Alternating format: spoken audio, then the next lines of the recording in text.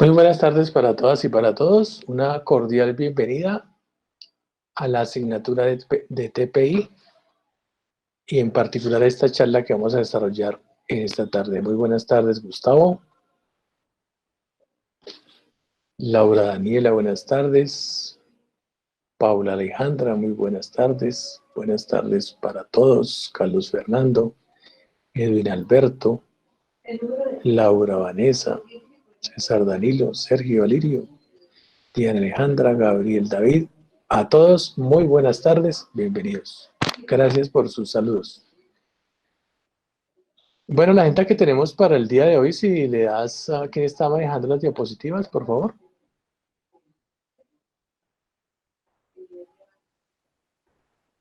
¿Quién está manejando las diapositivas? Las estoy manejando yo, profe, Andrei. Hola, Andrés. Andrei, Muchas gracias. Okay. Bueno, para hoy tenemos estos, realmente son 4 puntos. Los dos últimos están relacionados con el tema central, que es la charla de ética del profesor Julio César Cañón. Vamos a desarrollar muy rápidamente los 3 primeros. Tenemos como invitado para el punto número 2 a Ingeco. Posteriormente vamos a ver las píldoras de la semana y luego vendrá la charla del profesor Julio César Cañón y la sesión de preguntas asociada con la charla del profesor Cañón. Antes de dar inicio a nuestro invitado Ingeco, quiero pedirles que por favor insistirles en un aspecto que se los mencioné hace 8 días en la presentación general, pero que es bien importante que lo tengan en cuenta, y es que en este grupo tenemos 32 proyectos, ¿no? 32 proyectos, y les agradecemos muchísimo a las 32 personas que hicieron de líderes de propuesta, ¿no? Porque nos dieron más tiempo o sea, tiempo que necesitábamos, por supuesto, y digamos, a veces abusamos de ellos en que les tocó programar reuniones, hablar con las personas, dirigir las reuniones, etcétera. Les agradecemos inmensamente toda esa colaboración que tuvieron. Eh, pero a veces se enamora, y ahorita en esta parte es fundamental enamorarse del problema, como se los hemos manifestado, no enamorarnos de la solución, enamorarnos del problema fundamentalmente. Pero llamar la atención a estos líderes porque ellos a veces se enamoran de todo el proyecto, y el enamoramiento llega a tal punto que se echan a cuestas todo el proyecto. Y el grupo también le echa a cuestas el proyecto y no hay una equidad, no hay un trabajo equitativo en todos los equipos. Entonces, por favor, tengan cuidado con eso. Los líderes en cualquier momento, si ven importante y consideran que lo mejor es ceder o compartir ese liderazgo, háganlo sin ningún problema, ¿no? Háganlo sin ningún problema. Eso es beneficioso para ustedes y es sano para el equipo de trabajo. De tal manera que invitarlos e invitarlas a que consideren este aspecto que es importante del desarrollo del proyecto. Recuerden, por ejemplo, ahora que estamos en el Tour de Francia, lo que hacen los ciclistas, ¿no? Los ciclistas trabajan para un equipo, a pesar de que haya un capo, lo que prima es el equipo, y a veces el capo, si considera que es importante trabajar para otra persona, cede su liderazgo y sin ningún problema trabaja para otra persona en pro de que sea el equipo el que salga victorioso. Entonces, igual acá, trabajemos en equipo. Esa es una capacidad, una actitud del líder que siempre debe desarrollarse y reconocerse. Esa capacidad de empoderar al equipo, ¿no? Bueno, muy bien. Tenemos como invitado a Ingeco, un grupo que hace 2 años tuvo la fortuna de participar junto con otros grupos de la Universidad Nacional en un evento que se llama Acting Space, que se hizo por primera vez aquí en Colombia y que lo organizamos con la Universidad de los Andes y la Universidad Nacional.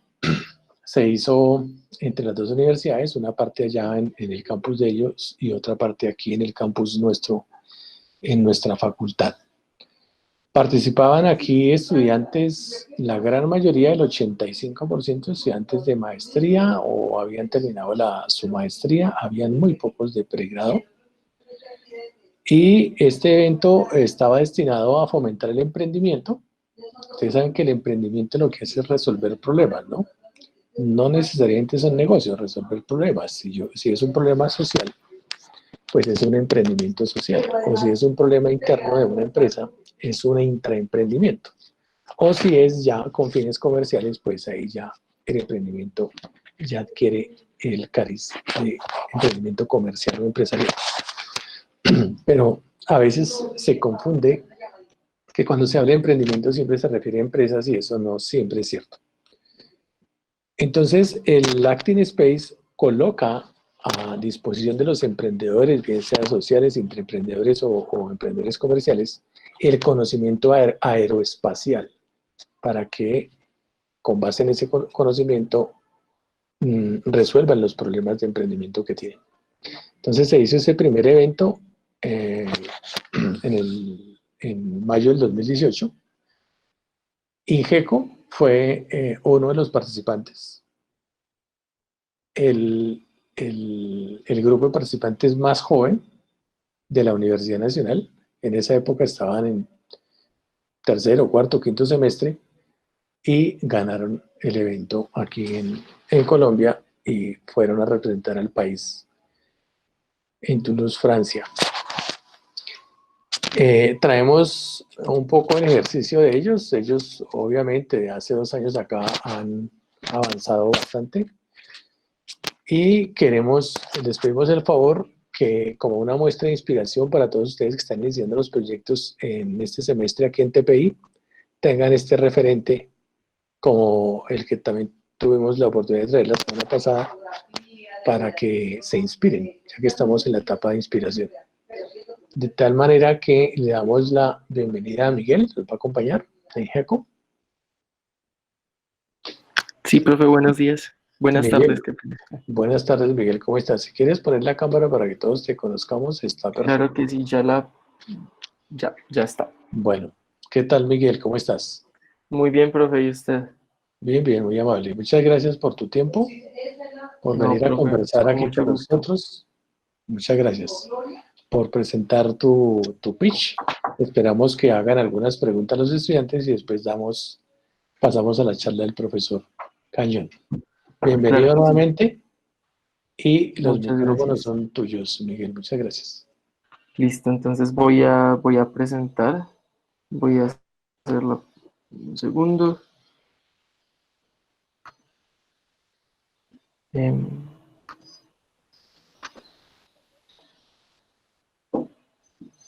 Listo. ¿Ven mi pantalla? Sí, Miguel, se ve perfecto. Entonces, ahí. Regálame un segundo. Mientras tú la cuadras, ¿quieren, muchachos, la presentación en inglés o en español? Si quieren, nos escriben ahí en el chat si la quieren en inglés o en español. A ver, ¿qué dicen los jóvenes?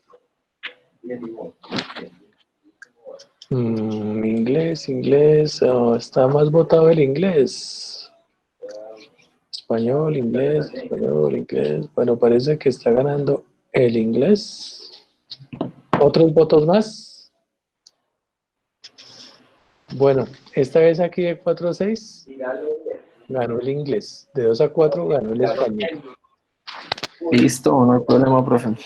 Listo. Entonces, voy a arrancar. Perfecto. Adelante. Good afternoon, everyone. Did you know that we all consume mercury? Like on a daily basis. And this is a problem that affects 26 million people around the world, from which 15 million are minors that are directly exposed to this dangerous metal. And mercury has disastrous effects on human health, such as behavioral disorders, lung problems, infertility, kidney failure, and can even lead up to death. According to the World Bank, in order to achieve the Sustainable Development Goal of clean water and sanitation, we should be spending around $150 billion per year, but only a quarter of this quantity is being invested. We are in HECO, a group of engineering students from the National University of Miguel, Colombia. perdóname, Miguel, no se ve la presentación. No se está viendo lo que... Ay, ¿cómo así, profe? Yo pregunté si veía en la pantalla y No, me al habían dicho comienzo que sí, sí. pero se fue. Ahora sí. ¿La están viendo en este momento? Sí, sí, sí, sí. A ver, si la puedo poner otra vez en modo pantalla completa. ¿Se ve ahí? No. Ah, no. Entonces déjame yo. Dejémosla sin pantalla completa. Listo, no, perfecto. Ok, Entonces voy a tomar desde ahí. perfecto. Bueno, pero no sé si vieron las anteriores. Bueno, en fin. ¿Vuelvo a empezar o...? Bueno, sí, adelante. Hágale, chicos, qué pena con ustedes. Pensé que se estaba viendo la pantalla. Entonces, listo, ya. Retomo. Vuelvo a comenzar. Good afternoon, everyone.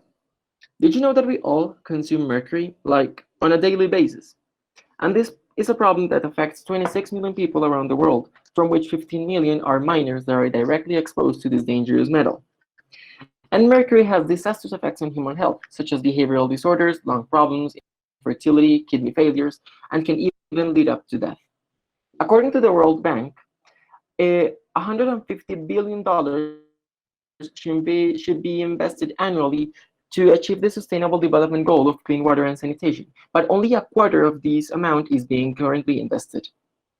We are in HECO, a group of engineering students from the National University of Colombia, and we work along chemistry professors Yasmit Santos and Esperanza Burgos and hydraulics professors Nestor Mancipe and Leandro Duran in the development of our project. We inspired ourselves in our country, Colombia. In the map that you see, we have all the mining sites of the nation, which are more than 10,000. And that explains why we are finding fish in our rivers with mercury levels between 1.33 and 2.28 micrograms per gram, when according to the World Health Organization, this number should not surpass 0.5.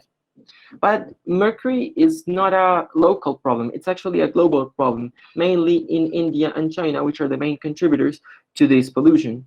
And the main causes are gold mining, in which Colombia is one of the main contributors worldwide, and the powering of thermoelectric plants, where they use coal, and when they burn it, it releases mercury into the atmosphere. So when mercury arrives into the atmosphere, then it rains and into water bodies, either oceans or rivers. And also when we pour it directly into rivers, well, it's now in liquid form. And then that water is the one that is used to water crops and to feed animals. So we poison the animals, we poison the crops, and we eat them. So we end up poisoned ourselves. So when we know this problem, we decided that our objective was going to be to improve human health through the harvest of mercury in polluted waters, and to help in the achieving of some of the Sustainable Development Goals of the United Nations, going in line with the Minamata Convention, which was created in Minamata, Japan, after a company released big amounts of mercury into the environment in a very responsible way, and people in this population got very sick of the poisoning. And then the Minamata Convention was created in honor of this not happening again. So our solution is to use the advanced fluidic filter patented by the ESA and chemically modify it to make it become a piping accessory that can harvest mercury from polluted water. With this project, we won the Acting Space Colombia 2018 and ended up between the last 5 finalists in the international version. When we came back to Colombia, we decided we needed to materialize our project. So first we needed to choose and test the material, and second, we needed to create the filter. So when choosing the material, we chose hydroxyapatite because it's a very versatile material and it's bio-inspired since we have it in our bones. And we created 21 different samples of hydroxyapatite. When we created them, we needed to test them with quality tests. So we made X-ray diffractograms, infrared spectroscopy, and scanning electron microscope tests. In the X-ray diffractograms, we found that our hydroxyapatite was 77% similar to hydroxyapatite dental. And in our infrared spectroscopes, we found that the curve was very similar to the one of pure hydroxyapatite. In the SEM, we found that the particles were not that packed, which is a very good feature for absorption. And we found atoms of carbon, oxygen, calcium, and phosphorus, which are the elements of pure hydroxyapatite. So we synthesized the material the right way. Then we needed to do performance tests of conductivity and atomic absorption spectrometry. When we did the tests, we found that the samples with the best results were not the purest ones. So we found that the mercury was being absorbed by mainly these three substances, which were the best three samples, which again were not the purest ones. We found that the reduction of mercury was more than 95% in all of the cases. And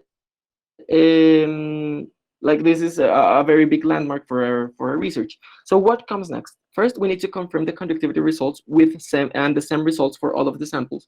And we need to choose which are the best hydroxyapatites to resynthesize them and carry out new experiments. With this project, apart from the acne space, we made a publication in the peer-reviewed journal MRS Advances of the University of Cambridge. And we were accepted in the 4th Colombian Electrochemistry Congress that is going to be held in October. You can contact us through our mail or Instagram, and these are our sources. Thank you very much. Muy bien, Miguel, muchas gracias. Bueno, quedan los micrófonos y el chat abierto en español para que hagan las preguntas.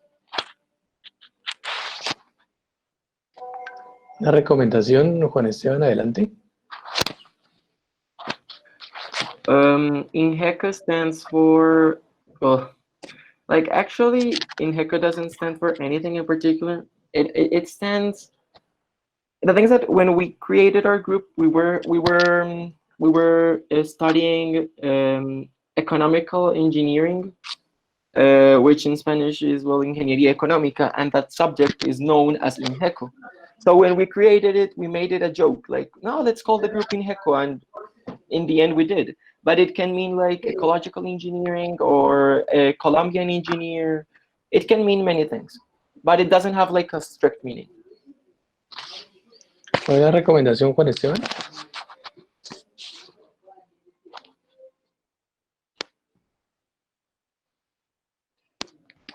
Juan Esteban.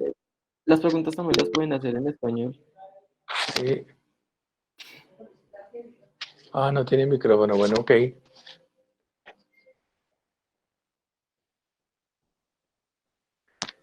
Bueno, mientras tanto pueden hacer preguntas. Bueno, ya está entrando Juan Esteban. Adelante, Juan Esteban, ¿cómo estás? Muy bien, profe. Un segundo, que es que tengo dos meets abiertos. ¿Ahí me escuchan bien? Sí, te escuchamos perfecto. Ah, listo, perfecto. Profe, es que me gustaría hacer una recomendación con respecto a la exposición que nuestro compañero nos acaba de hacer. Sí, y es por el hecho de que de lo rápido que iba, a uno no le permitía ver mucho las diapositivas, ¿sí? Es decir, él habla tan rápido que de una diapositiva pasaba a otra y a otra y a otra, y no le terminaba a uno como de entrar la idea de una para llegar a la otra. Sí, o sea, comprendo que sea un pitch y que tenga un tiempo muy corto, pero también tiene que comprender que la idea sea comprensible, bastante comprensible, y no pasar a lo loco, pasar súper rápido todas las diapositivas. Entonces, una recomendación que me gustaría hacerle al compañero es disminuir la cantidad de diapositivas para que tenga más tiempo para hablar de ellas. Sí, entonces esa es una recomendación que me gustaría hacerle, porque digamos, en cuanto a pronunciación y todo eso en inglés, le entendí bastante bien. Mi inglés no es muy bueno, pero igualmente le entendí muy bien. Pero sí trataba de entender las diapositivas y las pasaba muy rápido, muy rápido, muy rápido, y no me queda muy bien la idea. Ok, muchas gracias, Juan Esteban. Bueno, estoy dando las gracias en nombre de Miguel José. No, sí, o sea, esto tiene como su pequeño backstory. Este es un pitch científico reducido a un pitch empresarial. O sea, esta es una presentación que se hizo en un congreso científico, o sea, de presentar los avances de química. Entonces tiene pues muchas reducciones, y hace un tiempo que no se hace como la adaptación empresarial porque no ha sido necesario. Pero digamos, el pitch que nosotros hicimos fue el del 2018, pues de innovación así full, cuando nos presentamos, y pues eran como 10 diapositivas, o sea, era todo muy, como mucho más enfocado. como a todo este tema empresarial. Pero nosotros hemos estado más dedicados a la investigación, entonces hemos hecho pues, presentaciones mucho más técnicas y pues buscamos presentar acá en TPI una versión reducida en la que, por ejemplo, en toda la parte de los resultados y los pasamos muy por encima porque no nos interesa entrar en profundidad, o sea, porque no es el enfoque, o sea, lo que queremos es más que todo compartir el avance y compartir el proyecto, más que las minucias técnicas Ujú, de cómo se hizo la investigación y todas estas cosas. Pero sí, ujú. o sea, sí, sí, te entiendo y estoy de acuerdo, o sea, de pronto el pitch no está tan enfocado en ese sentido, pero queríamos era compartirles, digamos, nuestro trabajo. Muy bien, sí. Bueno, adelante con las preguntas. Si las quieren hacer ahí a vos, bien, bien puedan, o escribirlas ahí en el chat.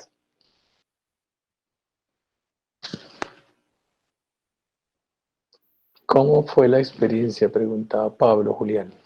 Pero antes de Pablo preguntó Christopher que el filtro donde se instala, Ay, perdón, sí, qué pena con pues Cristo. la idea sería que el filtro fuera un accesorio de tubería y que se pudiera instalar en tuberías donde se sepa que está circulando agua contaminada. Entonces, por ejemplo, uno de los principales enfoques que nosotros queríamos tener era piscinas piscícolas, donde se toma agua de los ríos, se cultivan peces y esta agua está en constante circulación y es como poder poner el filtro en las bombas de circulación del agua, porque se sabe que muy posiblemente es agua contaminada por toda la minería ilegal del país y poder recoger el agua, recoger el mercurio de esta agua. ¿Y cómo fue la experiencia? Pues a ver, Ingeco ha sido toda una experiencia desde que empezó. O sea, esto fue una experiencia muy bonita en 2018, muy sorprendente, pues porque nosotros, la gente era en el Acting Space estudiantes doctorales, de maestría, gente ya con trabajo, investigaciones hechas, un montón de cosas. Y pues nosotros éramos 5 pelados de tercer semestre que nos dijeron quieren participar y dijimos que sí. Y pues fue muy increíble como habernos ganado ese concurso y haber viajado a Francia a presentarlo y que allá también quedáramos en la final porque pues había también como una primera barrera y la pasamos, que fue como uno por equipos y quedamos entre los 5 finalistas en el mundo. Entonces, por ejemplo, le ganamos a Estados Unidos, a Canadá, si no estoy mal también. Y ha sido, digamos, de ahí en adelante una experiencia personalmente muy enriquecedora desde la investigación, desde, digamos, haber tenido la posibilidad de viajar con este proyecto a Europa, a México, también fuimos por las presentaciones del Congreso de Materiales, y pues ha sido de mucho crecimiento personal y académico, una experiencia increíble. Yo quisiera anotar ahí un par de cosas.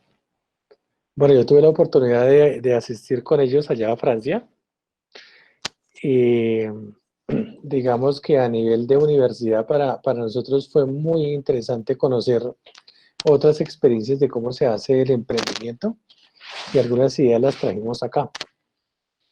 Aunque muchas de las que hacemos acá también les gustan a ellos. Pero a mí lo que más, una de las cosas más emotivas fue que efectivamente, como cuenta Miguel, se hicieron 5 grupos por países. Nos pusieron en unas salas para la eliminatoria y pues las personas que estaban en la sala, con las cuales nos tocó, pues estaba efectivamente Estados Unidos, España, creo que había una universidad de Inglaterra. Era muy duro, eran unas universidades muy, muy fuertes, eran como unas, yo no me acuerdo cuántas eran. El punto es que de ahí solo escogían uno. Entonces nosotros con el profe Giovanni, que estuvimos allá, dijimos, uy, no, esto está muy tenaz. Aquí, si pasamos esta, en la final vamos a estar, porque pasaban solo 5, se escogían uno de cada grupo.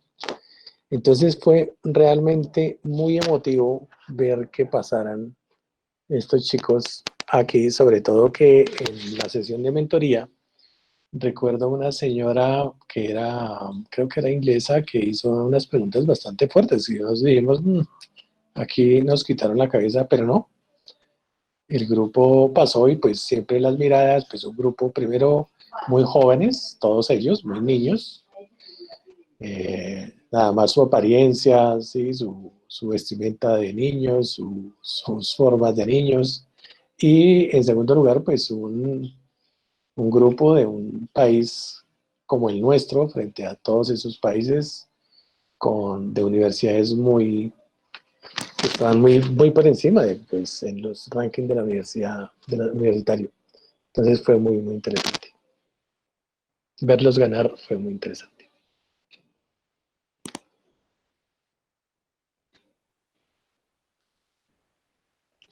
Iván Andrés pregunta que el filtro, ¿cómo se cambia o toca colocar uno nuevo? Pues la idea del filtro es que sea reutilizable. La idea es poder coger el filtro, digamos, nos lo compra un cliente, lo usa y el filtro ya se saturó, se llenó de mercurio. Entonces la idea es podernoslo llevar nosotros, recoger el mercurio, hacer una disposición responsable de ese mercurio y, y poder devolver el filtro para que sea otra vez usado. Entonces, digamos, bien sea rehacer la cobertura química de hidroxiapatita o si se puede limpiar y volver a usar la misma. Pero pues la idea es que sea reutilizable. Digamos que solo tengas que comprar un filtro y ya lo que sigue sea cuestión de limpiarlo, por decirlo así.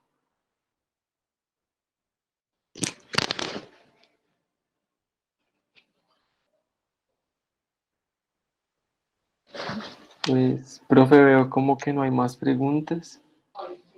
¿Cuánto es el tiempo de vida del filtro? Ok. Pregunta Jessica Alejandra. Pues depende mucho. Depende de qué tan contaminado esté el sitio, de qué tanto se use. Depende de muchas variables, pero así como un estimado no tenemos. Sí, quiero aclararle a Mauricio, claro, solo limpiarlo es una forma de decir, pero pues el mercurio es una locura. De hecho, solo trabajarlo en el laboratorio es muy complicado, casi que todo un riesgo. Mejor dicho, fue muy difícil que nos recibieran los desechos en la universidad porque nadie se quiere encartar con el mercurio. Es muy complicado. Pero pues lo logramos e hicimos toda la investigación. Bueno, y me hicieron otra pregunta. Jessica, Yes, there are only civil and chemical engineering students, although we have well, look, is that Leandro Duran, which is one of the professors with which we are working, he is an agronomical engineer. Nestor Mancipio, which is another teacher with which we're working, is an environmental engineer. There's a girl, she's not like part of the team, but she has helped us in the design of some parts of the filter. Her name is Angie, and Angie is part of the mechanical engineering program. So although like the main like students of the group are only civil and chemical engineers, we have also gotten help from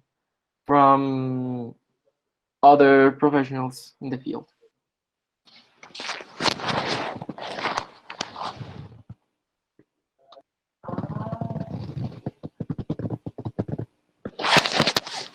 bueno, muy bien, parece que no. Bueno, hay otra pregunta de Mauro Andrés.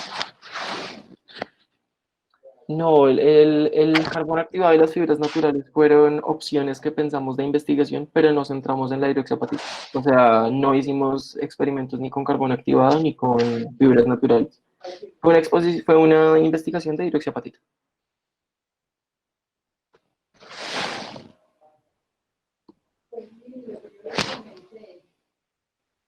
La caída de presión del filtro.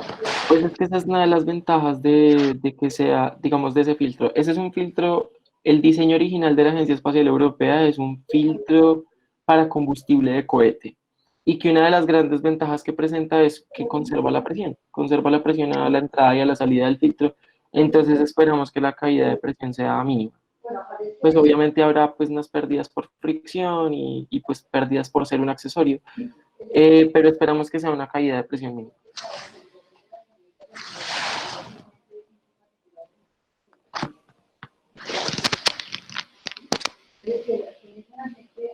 ¿El costo? Pregunta por el costo, el estimado de costo. No, el costo todavía no lo tenemos.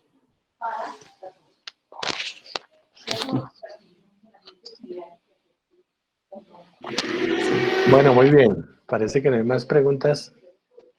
Miguel, muchísimas gracias por tu tiempo. Felicitar a ti y a tu equipo por los avances que han hecho y desearles lo mejor en beneficio tanto del trabajo que ustedes hacen como una solución para el consumo del mundo muy importante. Muchísimas gracias y por favor en el chat le damos un aplauso a Miguel y a su equipo por haber venido y por su proyecto. Y esperábamos que esto fuera bastante inspirador porque estamos en esta etapa de inspiración. Ahí están dando las gracias, están dando aplausos, felicitaciones, a las cuales me sumo. Miguel, muchas gracias nuevamente por tu tiempo, por tu aporte. Gracias. Profe, no, muchísimas gracias a ustedes por invitarme. Siempre es un gusto volver a este sitio donde empezamos. Muchas Muchas gracias. gracias y un abrazo para todos. Gracias, Miguel. Lo mismo. Que Chao. estés muy bien. Saludos. Bueno, muy bien. Vamos a continuar con nuestra agenda. Entonces, colocamos las diapositivas de la agenda. Entonces, ahora vamos a tener la charla del profesor Julio César Cañón, a quien le damos... Ah, perdón, primero vienen las píldoras. ¿Sí? Sí, señor, antes de empezar mejor las Ok. píldoras. Adelante con las Bueno, píldoras. entonces, vale, profe. Bueno, muy buenas tardes para todos. Espero que todos se encuentren muy bien. Entonces, bueno, el día de hoy contamos con 4 píldoras. Entonces, en especial les pido mucha atención en la primera, ya que esta depende de las actividades de las siguientes semanas.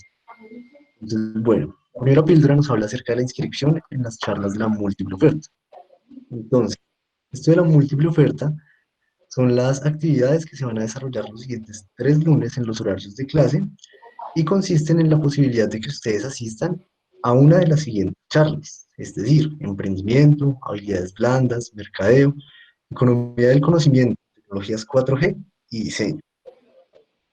Entonces, la idea y la manera en la que ustedes podrán participar es a través de, bueno, a participar en una de estas charlas es a través del Moodle en la sección de píldoras desde el día de hoy a las 6 de la tarde. Ustedes podrán encontrar un link que los dirige a un Excel donde se encuentran distribuidos todos los estudiantes por grupo. Podrán encontrar también una pequeña descripción de cada una de estas charlas que podrían llegar a interesarles.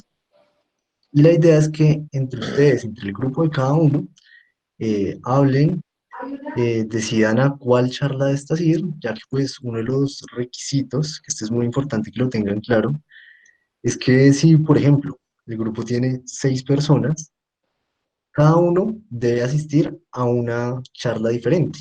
Y además, si X personas se inscribió a mercadeo, debe asistir a mercadeo los 3 lunes siguientes. ¿Está bien? No pueden cambiar.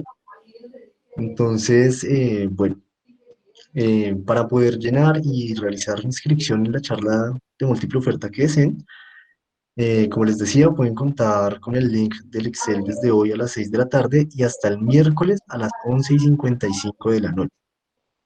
Si por alguna razón alguno de ustedes o alguno de sus compañeros se les olvidó y pues no llenó como el Excel, no indicó cuál es el gusto por el cual le gustaría participar en estos, nosotros estaríamos asignando una de las charlas. Y también, si por algún motivo en un grupo más de un integrante se inscribe en una misma charla, nosotros pues nos veríamos en la obligación de a uno de ellos asignarle otra charla que pues en la que no esté ninguno de los compañeros.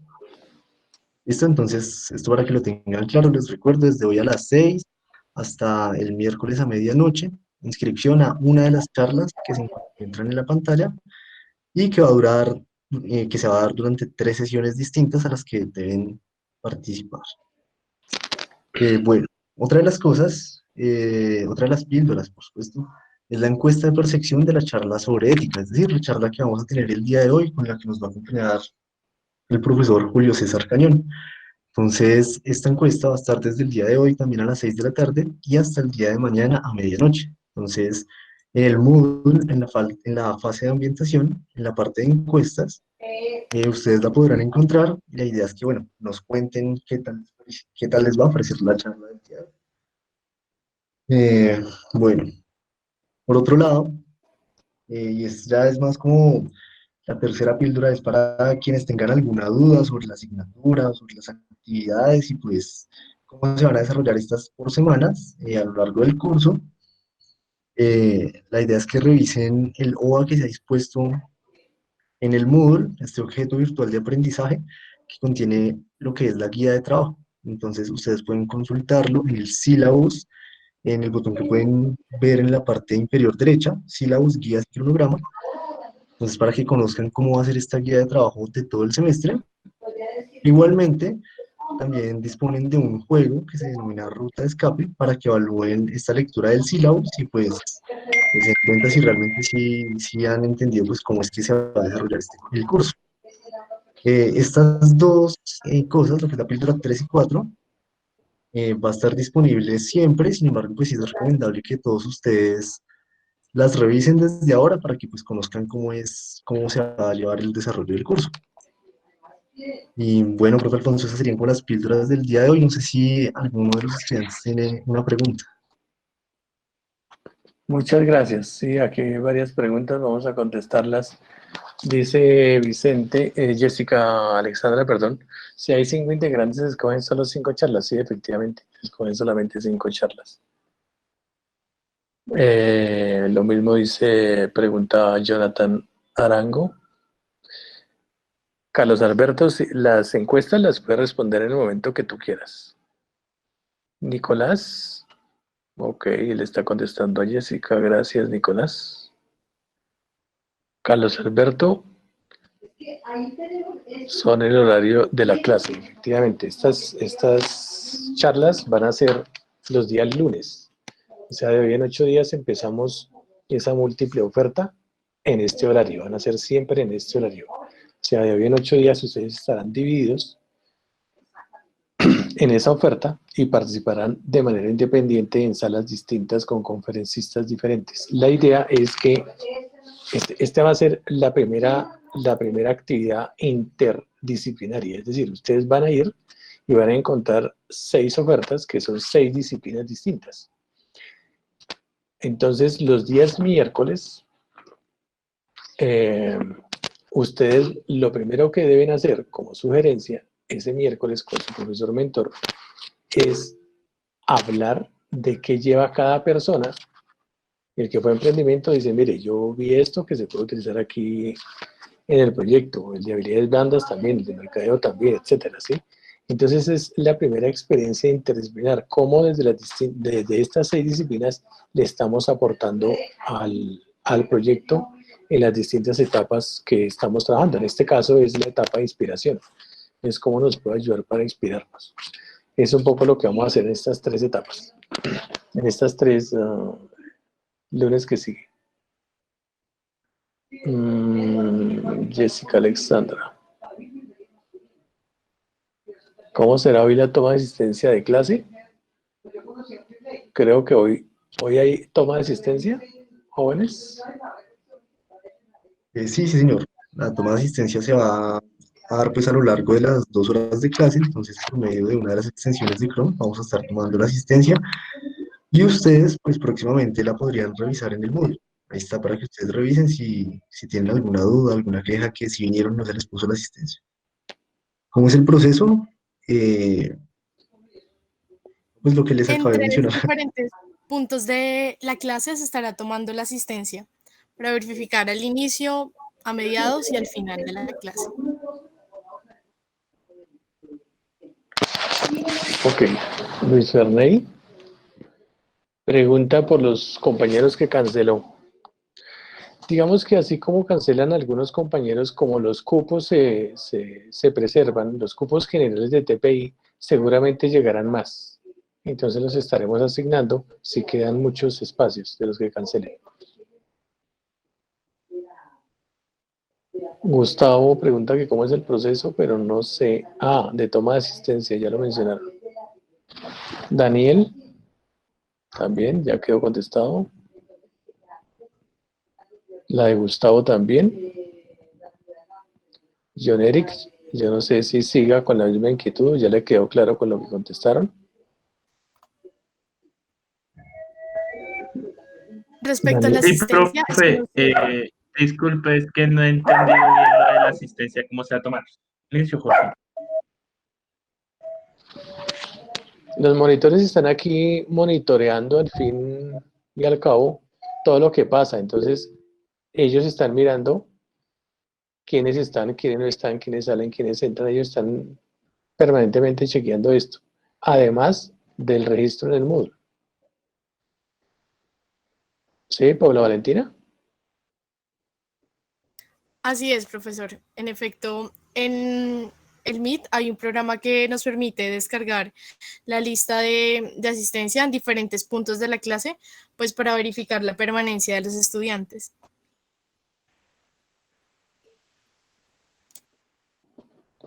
No, Gustavo, Lo creo que ese es muy importante, buen. lo importante no es la nota. Tenemos que sacarnos un poco de esos esquemas. Lo importante es más importante el aprendizaje, la formación para nosotros. La nota debemos dejarla en un segundo plano. En casos como hoy, que tengo una señal pésima, bueno, digamos, cuando está la señal pésima y en casos extremos, por favor, comentan. No hay ningún problema. Y vuelves y entras y no hay problema. Pero si es un caso extremo, no lo comentas.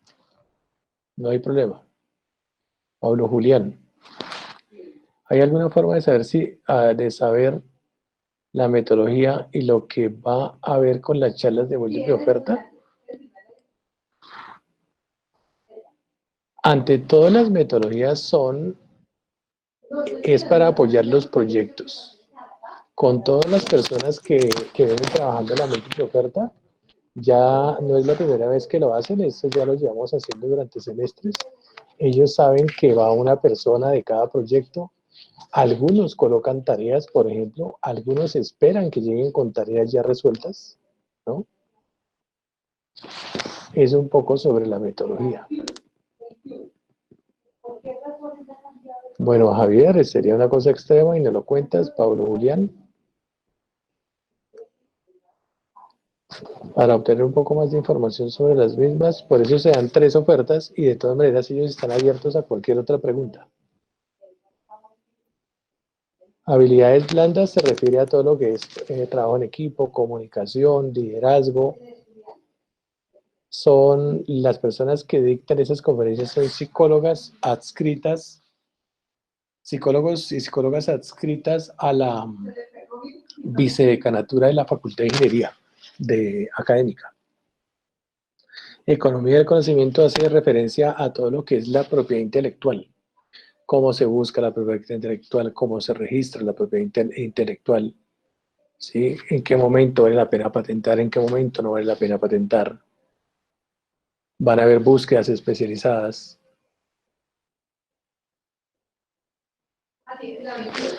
Me parece muy importante estas preguntas que están haciendo porque, no sé si Camila esté, pero es muy importante que hagamos un resumencito pequeño de qué se trata cada una de esas ofertas. ¿Está en la oferta del resumen? Y si no está, por Sí, favor, señor. hagámoslo. Ahí está. En el Excel se encuentra el resumen de cada una de las ofertas. Entonces ahí pueden ingresar, las ven y pues ahí pueden discutir con sus Ok. compañeros a cuál les gustaría asistir. Y es muy importante, también aquí hacen la pregunta porque hubo confusión, o sea, el plazo máximo es hasta el miércoles por la noche, ¿sí? Para la inscripción. Que en algunas ocasiones se Sí, sí, dice que el señor. martes, que hasta mañana. Es No, no, hasta el no, es que miércoles. hay dos fechas diferentes. La de la inscripción a la múltiple oferta va de hoy a las 6 hasta el miércoles a medianoche. Lo Sí, que es la encuesta de percepción de la charla de hoy es la es que va desde hasta hoy a mañana. las 6 hasta mañana, martes a medianoche. Ok, muy bien. Listo, perfecto. Bueno, vamos, ya, yo pienso, cualquier otra pregunta nos la hacen saber y con mucho gusto las contestamos, pero ahí las contestamos todas las que habían. Vamos a presentar al profesor Cañón. Profesor Cañón, muy buenas tardes. Muy buenas tardes, profesor Alfonso.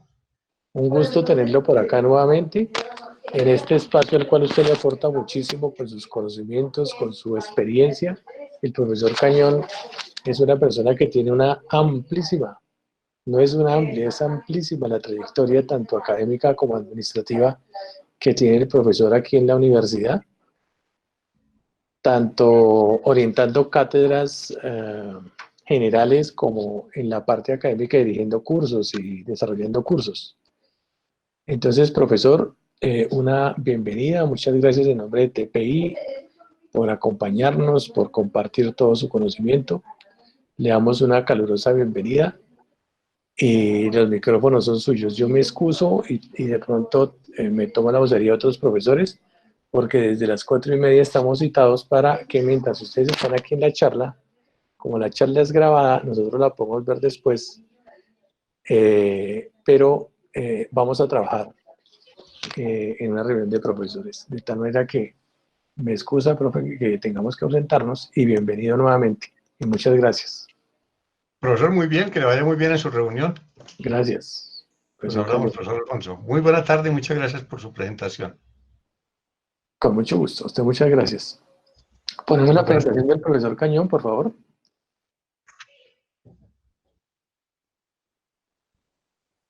Muy bien, muchas gracias. Podemos comenzar a partir de ahí. Muy amables todos. Vamos a tratar de sacar el mejor provecho de esta hora, un poco más de una hora que tenemos disponible. He cerrado la cámara para que haya más facilidad y no tener ningún tipo de incertidumbre en relación con la presentación. Vamos a comenzar. Este es un tema que no tiene mucha acogida habitualmente. Los temas de ética son siempre entendidos como una cosa por allá etérea, por allá metida en el campo de la filosofía, y ciertamente por allá tiene sus orígenes. Pero la actividad humana se desarrolla en unas condiciones que exigen que haya ciertas reglas de juego. Y esas reglas de juego apuntan esencialmente a poder garantizar la coexistencia, o sea, poder vivir juntos necesita unas reglas. La mayor parte de esas reglas están codificadas y se convierten en leyes, pero sucede que esas leyes usualmente impuestas no garantizan ni su cumplimiento ni el hecho de que la existencia de la ley, digamos, garantice el buen comportamiento social de la gente. Y entonces por eso hay unos valores que están como intrínsecos en las personas que tienen diferentes grados de desarrollo y diferentes grados de aceptación, y justamente por eso son tan complicados de poner en escena. Por eso los países tienen enormes debates y enormes problemas en relación con el comportamiento de sus ciudadanos, con el comportamiento de sus gremios, de sus profesionales, de sus industriales, de sus políticos, porque esa diferencia en la percepción de lo que son los compromisos con la sociedad, pues hace que se convierte eso en un motivo, en una causa de discrepancia permanente. Entonces, algunos de esos arreglos giran alrededor de la ética. La ética describe algunos elementos que nos facilitan la interacción. La ética es un problema que surge en el momento en que hay dos personas. De dos personas para arriba hay problemas éticos. Hemos titulado la charla Proyectos, escenarios de dilema ético, porque en general, tanto en lo que tenga que ver con este desarrollo de esta clase, de este taller a lo largo del semestre, como en su posterior ejercicio en otras actividades curriculares o en el ejercicio profesional, ustedes permanentemente estarán expuestos y expuestas a dificultades de interpretación. Tienen que tomar decisiones, y cuando esas decisiones afectan a otros, no solamente desde el plano económico, sino también desde el punto de vista personal, desde el punto de vista de los valores, desde el punto de vista de todas las dimensiones que podemos identificar en los humanos, pues ahí ya tenemos unos planteamientos durísimos de ética. Comienzo citando algunas referencias de personas que hablan del tema, lo dicen desde distintas posiciones, algunas desde la categoría de filósofos, otras son simplemente citas que, como veremos, corresponden a personas que hablan de lo usual entre personas que tienen relación social. Y esta primera cita de Adela Cortina, que es una destacada profesora y una investigadora española, que el año anterior recibió un doctorado honoris causa de la Universidad Nacional de Colombia, justamente como reconocimiento a su trabajo en estas áreas, pues es una cita que es interesante. Fue escrita de manera genérica, porque es que el problema no es de una sociedad en particular o de un país en específico. El problema es de toda la humanidad. Siempre que esté agrupada va a tener estas interpretaciones. Pero hay una advertencia: una sociedad cualquiera que sea no puede funcionar, es decir, funcionalmente va a ser deficiente, puede que estructuralmente esté presente, y tiene gobierno, y tiene universidades, y tiene una cantidad de miembros y organizaciones que dan la sensación de que funciona, pero no lo hace si sus miembros no conservan una actitud ética. ¿Qué quiere decir? Si no hay unas reglas básicas de respeto, no solamente impuestas por la ley, sino por la conducta personal. Y por supuesto la segunda aseveración es mucho más fuerte, uno la siente muy cercana al caso colombiano, por ejemplo, pero fue escrita, repito, de manera genérica. Ningún país sale de los problemas que tiene si sus ciudadanos y sus políticos no solamente continúan con una reiterada práctica inmoral, aquí inmoral entiéndase como abusiva, y además de eso no les pasa nada. La palabra impunidad es una palabra que tiene una carga extraordinaria en relación con la responsabilidad, porque si uno puede hacer lo que quiera sin tener a cambio de eso o ni reconocimiento ni sanción, pues entonces las cosas comienzan a dispersarse, y es lo que sucede en una sociedad que empieza a aflojar sus estrictas medidas de relación y convierte todo pues en un sitio donde cada uno hace lo que puede y cada uno hace lo que quiere. Siguiente, por favor. Esta cita es de un filósofo español, ya por supuesto de otra época, ya fallecido hace tiempos, autor de numerosos escritos que en su momento y todavía pues por supuesto se reconocen como de una tendencia política extrema, etcétera. Pero aquí esta es una cita interesante porque tiene que ver con nosotros. Y hay una advertencia, dicen, no es suficiente con ser ingeniero, en otras palabras, no se engolosine con la técnica. Hay otras cosas que están sucediendo mientras nosotros trabajamos en ingeniería. Y esas cosas que están sucediendo mientras nosotros hacemos nuestro trabajo y aprendemos técnica y la aplicamos, hay otras cosas que suceden y que tienen tal repercusión en la vida de la sociedad que podrían hacer inválida nuestra propuesta técnica. Podrían hacernos encontrar de pronto que hemos perdido el tiempo de nuestras propuestas y de nuestros diseños, porque la sociedad o no tiene dinero, o no tiene formas de resolver sus necesidades, o no quiere hacerlo por la vía que nosotros le proponemos. La sociedad tiene una dinámica que no necesariamente coincide con nuestras propuestas estratégicas de desarrollo. Por eso recomiendo a Ortega estar alerta y salir un poquito del caparazón de ingeniería y mirar el mundo, a ver qué pasa en el mundo. Fíjense que cada cierto tiempo hay unas advertencias de este tipo, pero se suavizan, no son tan categóricas como las que podía escribir alguien de la talla intelectual de José Ortega y Gasset en su momento. Ahora le dicen a uno, aprenda algo de habilidades blandas. Ese habilidades blandas es un eufemismo para decirle a la gente, hay otras cosas aparte de la técnica. Hay gente con la que hay que interactuar. Hay personas con las que hay que entenderse. Hay personas con las que hay que negociar, y a esas personas sería buena idea respetarlas, decirles la verdad y tratarlas con justicia. Eso lo vamos a ver, el desarrollo de la charla va a referirse a esas tres cosas y a una más que se llama responsabilidad. Pero entonces, atención, cada cierto tiempo renace el interés. Este tríptico que procede de un escritor, el escritor mexicano Carlos Fuentes, en un texto que se llama La cabeza de la hidra. La hidra es un ser mitológico que se caracterizaba porque la cabeza, en lugar de cabello, tenía serpientes. Y cuando le arrancaban o le mataban una de esas serpientes, aparecían otras 100. Y en ese sentido es como un mito que refleja la imposibilidad de resolver para siempre los problemas. Podremos atacar algunos problemas, incluso intentar solucionarlos, pero siempre vamos a tener un renacer de problemas. Vamos a tener, para usar los términos que se usan hoy en día, un rebrote de problemas. Nunca quedan completamente resueltos. Pero nosotros, particularmente en América Latina, este sí tenía destinatario específico, este tríptico, y era América Latina. En América Latina estamos acostumbrados a preguntarnos eso. ¿Para qué hacemos las cosas bien si de todas maneras las hacemos mal y nos las pagan? Nos las hacemos reconocer como sea. Si no hay un compromiso con la calidad, con lo estricto, con lo riguroso, con lo elegante, con lo bien hecho, ¿para qué nos comprometemos con eso? Fíjense que es una llamada muy fuerte para la población más joven. Ustedes seguramente ya escogieron y decidieron, no, lo vamos a hacer bien y lo vamos a hacer bien siempre. Y por eso estamos en esta universidad de prestigio y por eso hacemos proyectos y por eso nos interesan las experiencias exitosas de nuestros compañeros. Porque si uno hace las cosas bien, Perfecto, tiene éxito y reconocimiento. Pero si siempre tenemos la disyuntiva ética de poder hacerlas mal, de manera irresponsable, irrespetuosa, mentirosa o injusta, pues vamos a tener entonces siempre esa opción y corresponde a cada uno tomar camino. La segunda, pues desde luego es también muy nuestra. ¿Por qué hacemos las cosas fáciles si las podemos complicar siempre?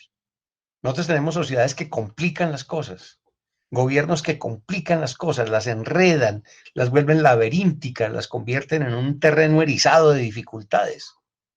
Cuando uno propone cosas que sean sencillas de hacer, siempre encontrará oposición y siempre encontrará quien diga, no, es mejor dificultarlas porque de esa forma son mucho más notables.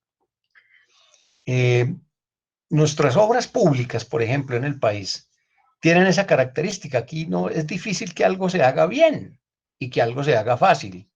Normalmente se hace y se entrega con gran pompa y circunstancia, pero lo que se oculta detrás de la inauguración es todo el dinero que se ha perdido, todo el extratiempo que se ha gastado para completar algo mal planeado y, por supuesto, las dificultades a las que se ha sometido a la sociedad que financia esos proyectos, porque no, aquí no se trata de otra cosa sino de respetar lo ajeno, y sin embargo encuentra uno que parece que hubiera una consigna, ¿no es cierto? Una consigna de dificultar las cosas de tal manera que cualquier cosa, desde el remiendo de un andén hasta la construcción de un aeropuerto o de un túnel, tenga que pasar por una suerte de filtro que dice haga sufrir a la gente, demórese todo lo que pueda, cobre varias veces el trabajo y luego reclame un éxito y un mérito que difícilmente una ingeniería seria podría respaldar. Entonces, eso, lo de Fuentes es mucho más cercano a nuestro modo latino de hacer cosas. Y por supuesto, el corolario perfecto es ese. ¿Para qué intentamos ganar y ser mejores y ser reconocidos y mejorar la condición de vida de nuestra sociedad y tener menos problemas si siempre estamos condenados a perder, a esperar que otro descubra la vacuna, que otro nos dé plata, que otro nos preste, que otro nos dé alguna cosa? ¿De acuerdo? Entonces, estas son citas que hago porque de pronto más que lo que les puedo explicar después, si ustedes retornan sobre esto, pueden hacer su propia interpretación.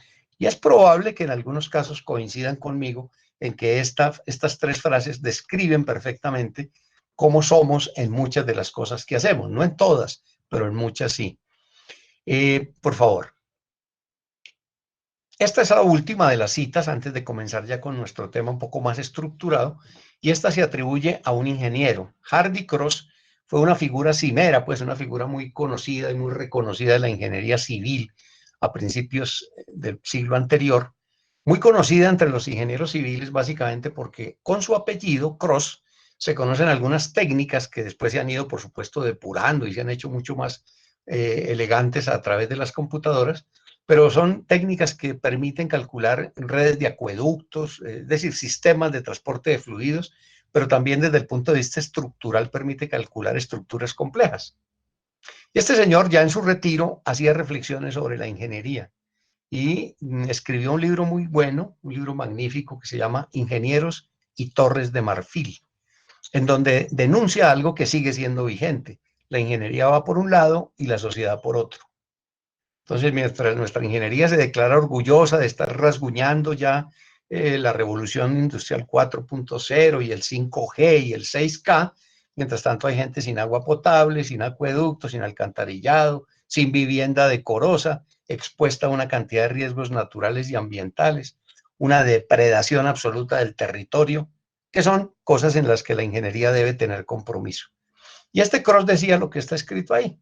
Muy bueno tener una profesión, perfecto, pero que esa profesión no limite su manera de pensar. Una de las cosas con las que no estoy de acuerdo, por ejemplo, es cuando las instituciones de educación superior declaran que su compromiso es formar gente para el trabajo. No es el caso de la Universidad Nacional, no lo dice así. Pero hay otras que dicen de frente, venga, aquí le resuelvo su problema y usted en 3 meses está trabajando. Perfecto, así se forman empleados.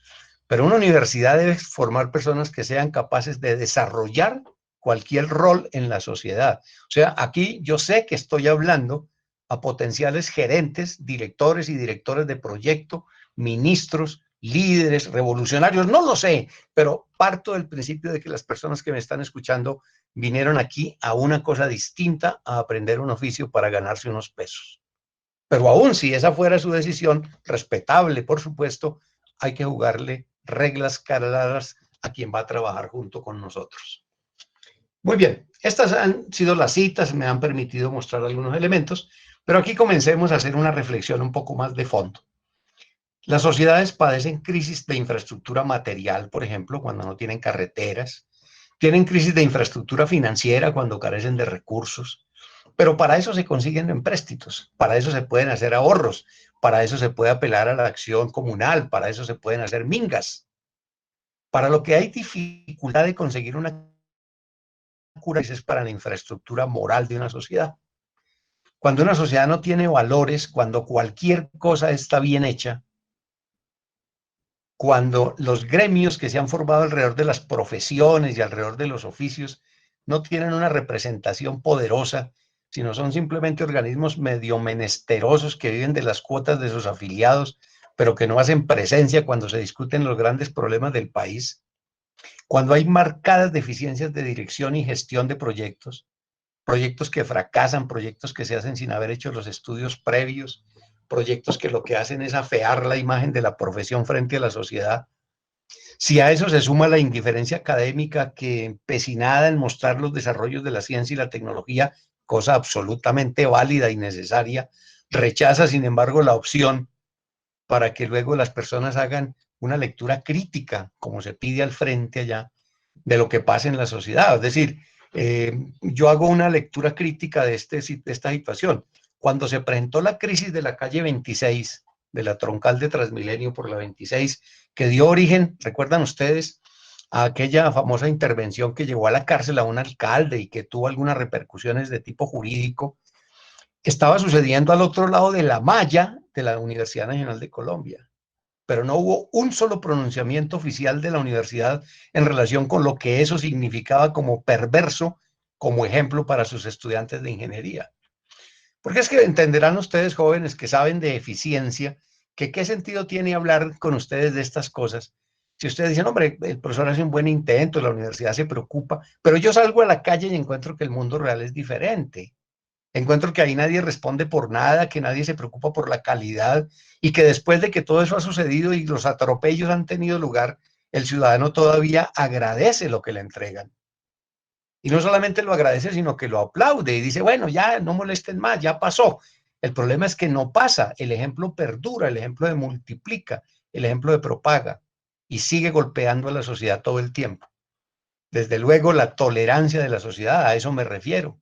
Cuando no hace un alto y dice ya no más, está bien de mentiras, está bien de proyectos inacabados, está bien de irresponsabilidades.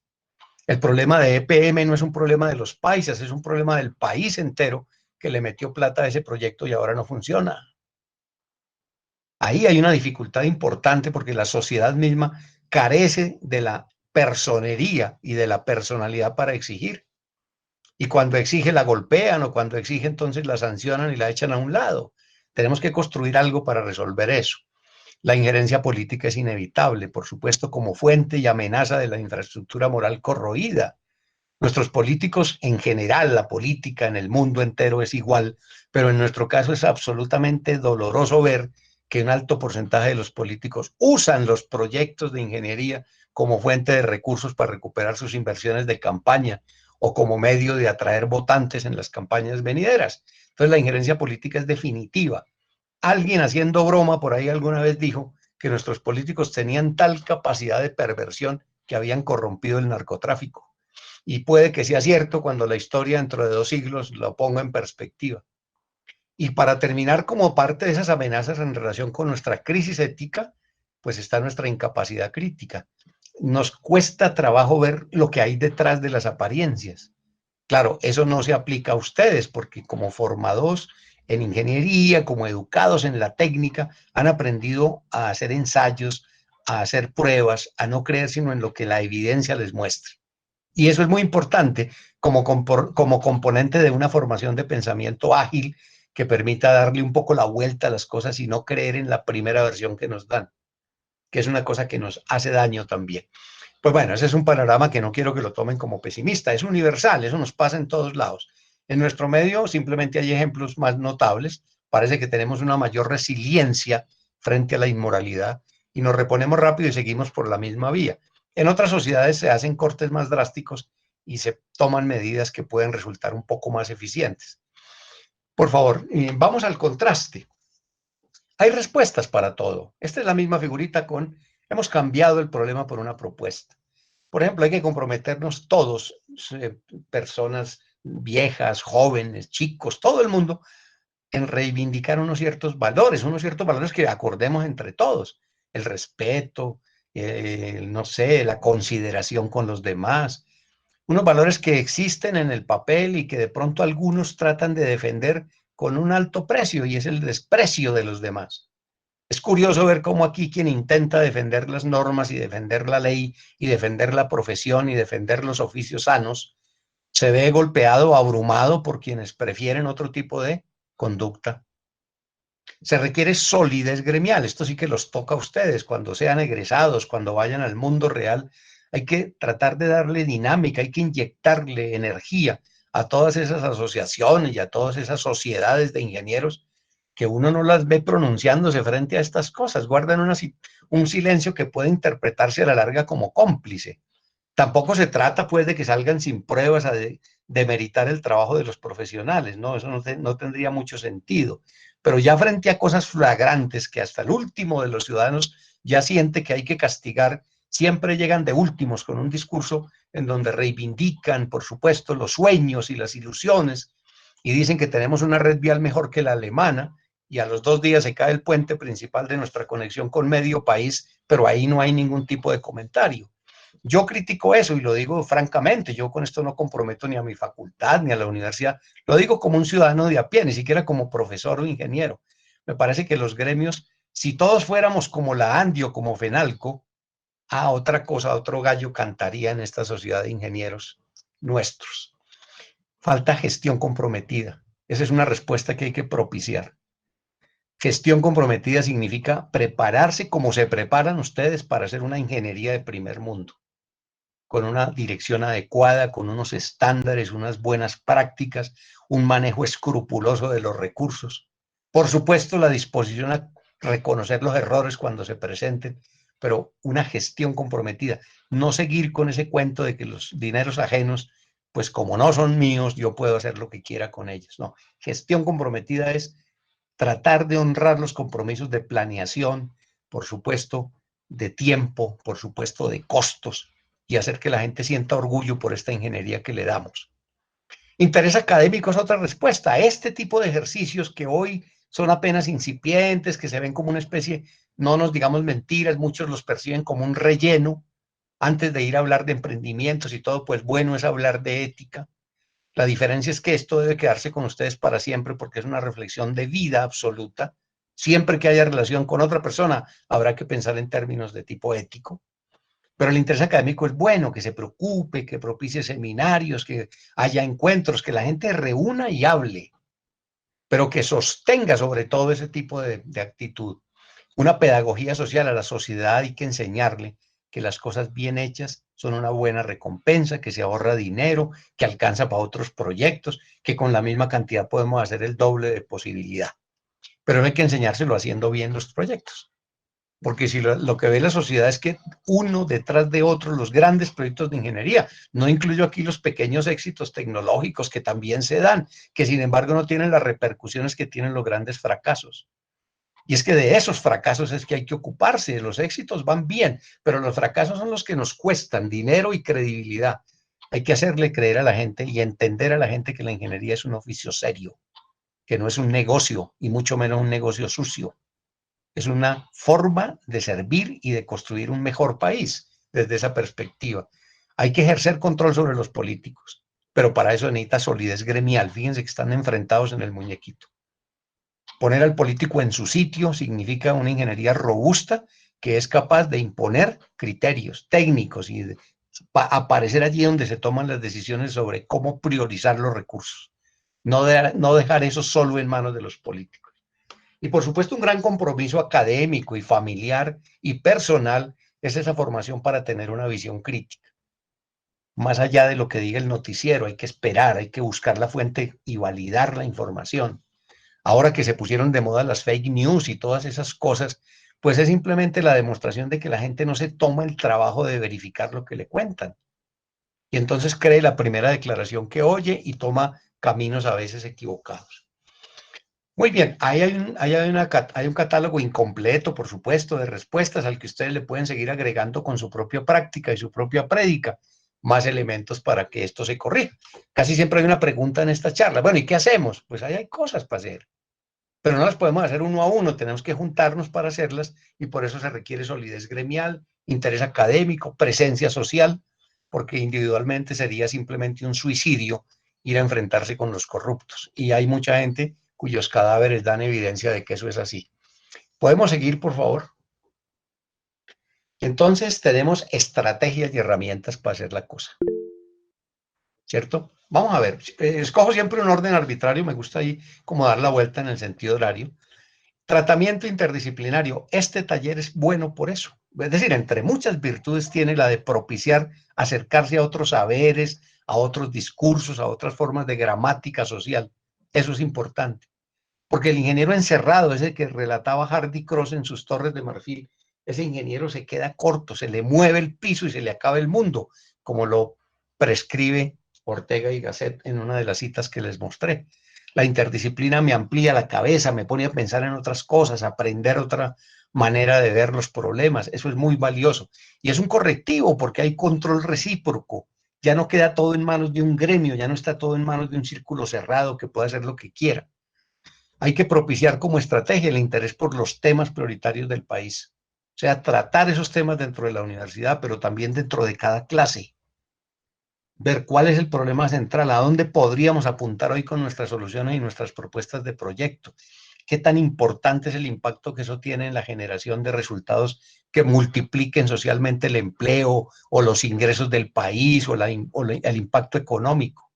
Hay que leer el país de esa manera. Es una situación inclusive privilegiada porque si uno acepta que la ingeniería es una profesión para resolver problemas, nuestro país es una maravilla porque tiene de todos y los tiene superpuestos. Así que yo creo que no tendríamos preocupaciones porque nos falte tema.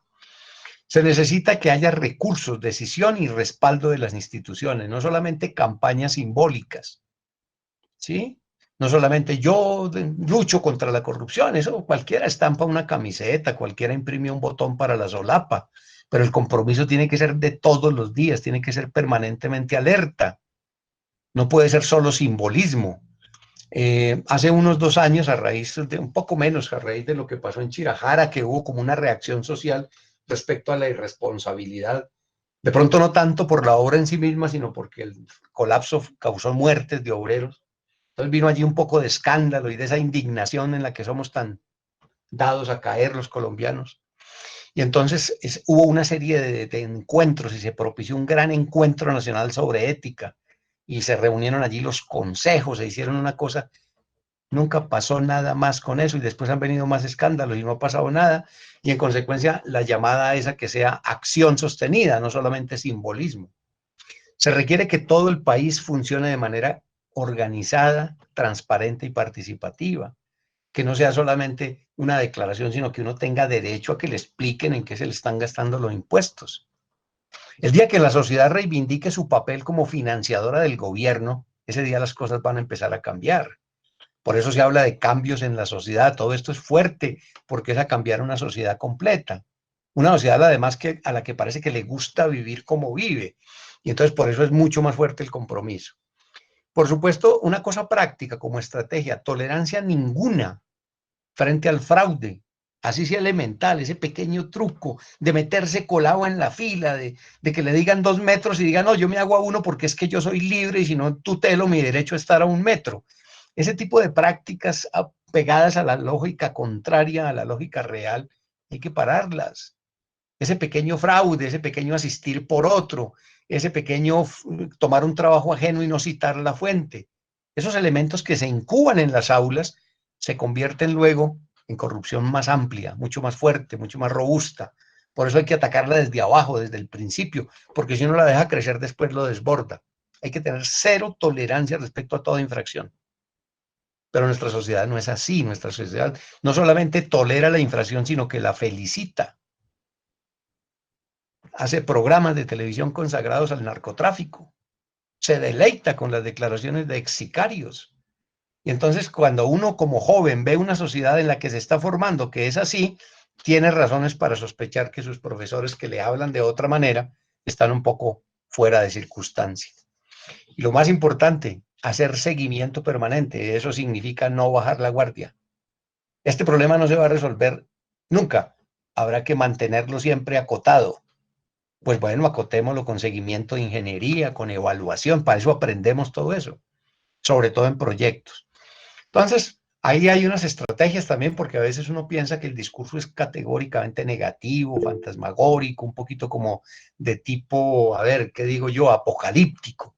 No, recuerden, es universal, pero en el caso nuestro el problema es que tenemos tal superposición de causas de daño y de corrupción que hay que darle mucho más fuerte que si viviéramos en otro país. Por favor, vamos a avanzar a mirar ahora algo ya mucho más formal. Los códigos. Nuestra profesión tiene unos códigos, lo que significa de entrada que es una profesión regulada por la ley. Y tiene que ser así, y cuando uno lo discute, a veces esto que voy a decirles ahorita enseguida, en el próximo minuto, molesta a muchos colegas. Cuando uno lo plantea en un escenario distinto, la gente se molesta. ¿Por qué existen códigos de ética? Porque tenemos la sospecha de que la gente no se va a portar bien. Porque si hubiéramos tenido ya la certeza de que todos estamos en la línea de ser responsables, respetuosos, justos y honestos, no habría códigos. Sería un paraíso del desarrollo moral en una sociedad así, pero todo el mundo tiene códigos. Hay unos que se han codificado en un ambiente social muy amplio y se llaman leyes, pero hay otros que corresponden a los gremios, a las asociaciones. Entonces los médicos tienen un código de ética, los abogados tienen códigos de ética, los ingenieros tenemos códigos de ética, pero los demás profesiones, todo el mundo tiene un código de ética para darle a la sociedad una sensación de tranquilidad, de seguridad. Es decirle, mire, los que son de mi comunidad tienen unas reglas que deben cumplir. Si lo afectan a usted de una manera negativa, si lo irrespetan, si abusan de usted, cuéntenos y nosotros lo sancionamos. Y la profesión de ingeniería tiene códigos de ética. No solamente desde el punto de vista jurídico, sino desde el punto de vista técnico también.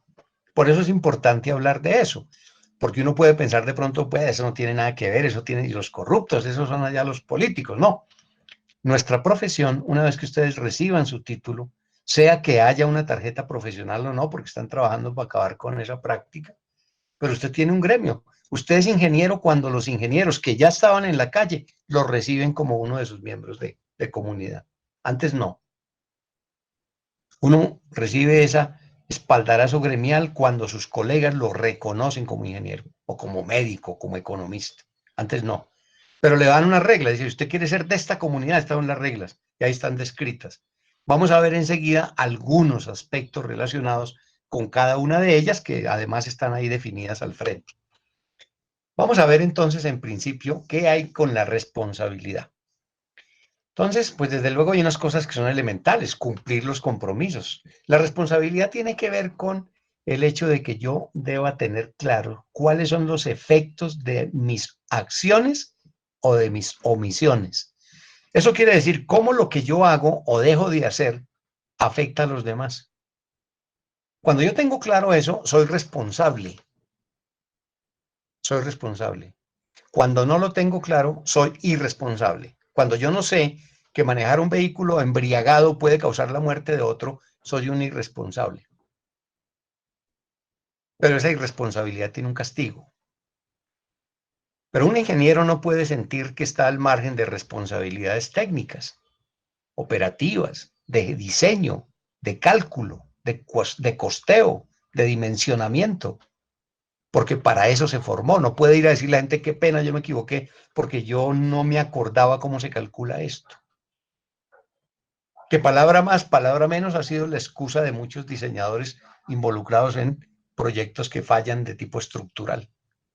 Cumplir los compromisos, responder, es evidente. Uno dice, no, pues esa lista cualquiera, pero hay que hacerlo y es difícil.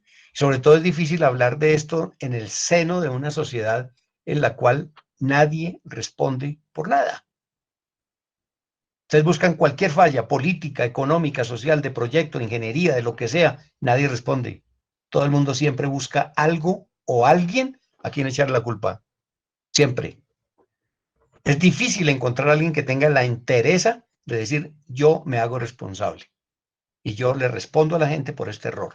No, es posible, yo no me atrevo a decir así tajantemente que no haya, pero que por lo menos sean visibles, sean absolutamente claros los comportamientos, eso es muy complicado. Entonces, esa responsabilidad, no olviden, es uno de los 4 soportes de una acción ética. Ser responsable. Usted en su equipo de trabajo ya sabe lo que pasa si no participa.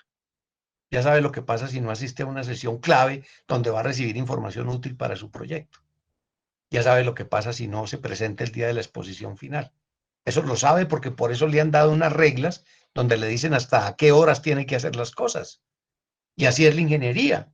Tiene límite de entrega, de fecha de una propuesta, de un proyecto, de una licitación, de un resultado. Y uno sabe lo que pasa si no cumple. Entonces, digamos que es fácil para un ingeniero ser responsable, porque está enterado de lo que pasa cuando no hace las cosas bien. Démosle un vistazo a la que sigue, que creo que es la honestidad. Muy bien.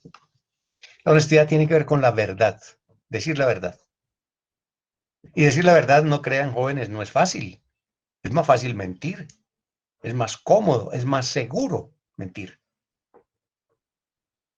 Y en ingeniería también. Es más fácil decir mentiras. Es más fácil decir, no, ya casi acabamos, ya vamos a terminar. Tome, le entrego esto, que ya está listo, cuando no está listo. La honestidad es un valor muy importante dentro de la Universidad Nacional y su comunidad universitaria, porque tiene que ver con la verdad. Y en el escudo de la Universidad Nacional, el lema ese que está ahí en latín, en la banda inferior del escudo, lo que dice es eso, dice, desde las aulas buscamos la verdad. No quiere decir que la vamos a asegurar, la vamos a encontrar a la fija, pero nosotros venimos a la universidad a buscar la verdad. Y entonces nos queda fácil ser honestos, porque la institución nos ha formado en ese ambiente, por lo menos narrativo, de ser honestos, ser transparentes, no hacer las cosas a escondidas, dar información verídica, responder con documentos, actas, lo que me pidan siempre, mostrarlo sin miedo. Porque para eso llevé mis memorias de cálculo, para eso tengo las actas, para eso tengo hasta los recibos del material que compré. Uno ve una cantidad de proyectos en donde todo eso desapareció. Entonces no son proyectos que puedan ser declarados honestos. Engañan a la gente, le mienten para justificar una prórroga, le mienten para justificar un sobrecosto o le mienten para justificar un fracaso. Entonces la honestidad está como medio desvanecida en el ambiente y es importante, es imperativo recuperarla. ¿Y quién la recupera? Pues las genera. Yo me atrevo a decir eso y lo digo siempre y lo digo con convicción.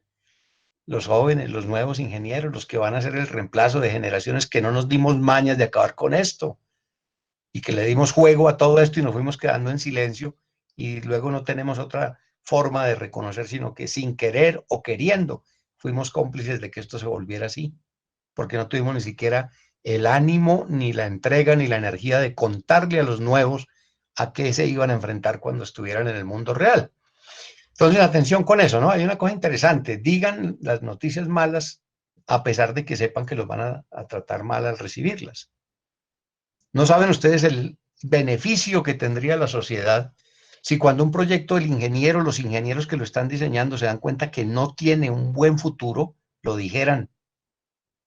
Pero no siempre se dice. Y entonces la sociedad se llena de elefantes blancos, proyectos hechos a medias, ires y venires, proyectos que se hacen 3 o 4 generaciones después de que se iniciaron, cuando proyectos que tienen que ser pagados por los nietos de los que los vieron inaugurar.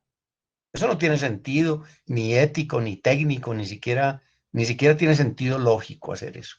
La honestidad es clave, jóvenes, persíganla y miren a ver cómo andan en ese renglón. Si cuando faltan a una reunión de trabajo, dicen, hombre, me quedé dormido, o pasó esto así serio, o simplemente no dice uno nada, que es una forma muy sofisticada de mentir. Vamos a mirar el que sigue, que también tiene sus lineecitas por ahí para rescatar. Respetar a los demás, respetar uno mismo, su trabajo, su profesión, su familia. Uno a veces se asombra de ver los cínicos que se roban los recursos públicos y parece que fueran como invulnerables, que no tuvieran ningún tipo de compromiso. O uno piensa, pues seguramente la metástasis que hizo la corrupción en sus propias familias hace que sean inmunes a ese tipo de denuncias. Hay que considerar todo, pero sobre todo los recursos públicos que le entregan a un proyecto. Así sea una pequeña suma que le dio una convocatoria para hacer un proyecto en la universidad. Perfecto, eso es dinero de la gente. Hay que respetarlo. Pero así de entrada, por supuesto, si usted respeta el dinero ajeno, respeta la financiación de sus proyectos, eso le facilita cumplir con los otros elementos. En medio del respeto está, por supuesto, respetar la interdisciplina. Les decía, animar la participación de otros saberes me obliga a tratarlos con consideración, a dejar ese menosprecio que tenemos a veces por otras profesiones, o a rescatar el respeto por la nuestra también, porque en ambos lados se puede leer. Respetar las opiniones, la diversidad de perspectivas, etcétera. Hasta hace unos años era relativamente fácil porque los ingenieros a duras penas se hablaban con los interventores o con los jefes del ministerio. Pero ahora la ingeniería se hace consultando a las personas. Y hay que hablar incluso con el que no sabe hablar, con el que no sabe explicar qué es lo que le pasa. Y con ese hay que ser considerado y hay que ser pedagógico y hay que entender y ayudarle a que él mismo entienda. Y eso le agrega a los ingenieros unas dimensiones enormes. Como les mencionaba hace unos minutos, eso es lo que ahora se etiqueta como competencia blanda. Yo podría decir, como lo llamábamos antes, eso es un toque de humanidad, lo que recibe. Hay que saber que uno no puede tolerar el abuso, que como profesional tiene que ser muy claro en que a la gente, si se le prometió un proyecto para hacerlo de determinada manera, no puede uno abusar infinitamente de la paciencia ciudadana. Demoras infinitas, sobrecostos insoportables. Eso tiene que tener un alto en algún momento. Y eso es simplemente respetar. Tan simple que parece, pero tan complicado que es. Y en estos días de exacerbación por el temor social de la pandemia y el contagio y la enfermedad y la muerte, ve uno gente al margen de lo que crea cada uno, respetar al otro. Si el otro cree que un tapabocas bien puesto es una medida de respeto, déjeselo.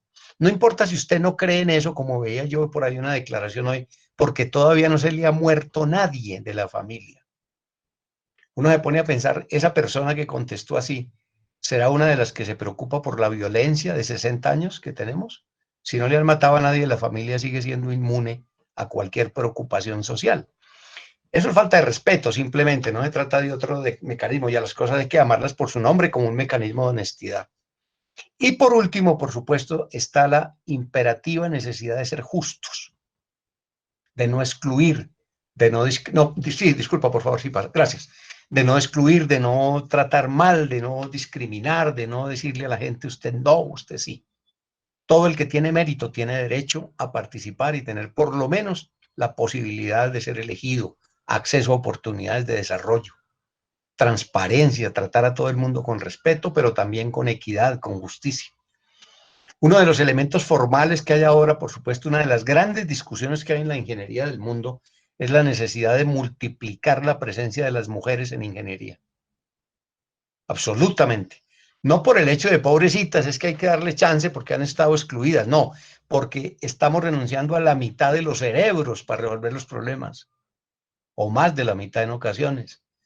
Y entonces tener esa apertura todavía a muchas profesiones y a muchos gremios les cuesta. Entonces discriminan, excluyen, hacen una cantidad de cosas que a veces son muy sofisticadas, casi no se nota. Pero, por ejemplo, en la manera de asignar recursos de proyectos, en la manera de seleccionar propuestas, en la manera de seleccionar funcionarios, hay cargos que deben ser exclusivamente para ingenieros. Así como sería impensable que un ingeniero hiciera pues ruido porque no lo nombraron magistrado de la Corte Suprema, uno no tendría por qué aceptar que un abogado o un economista dirija en una empresa donde el centro de gravedad es la ingeniería. Eso es permitir la exclusión de su propio gremio, de su propia profesión, y aceptar y aplaudir un tratamiento injusto.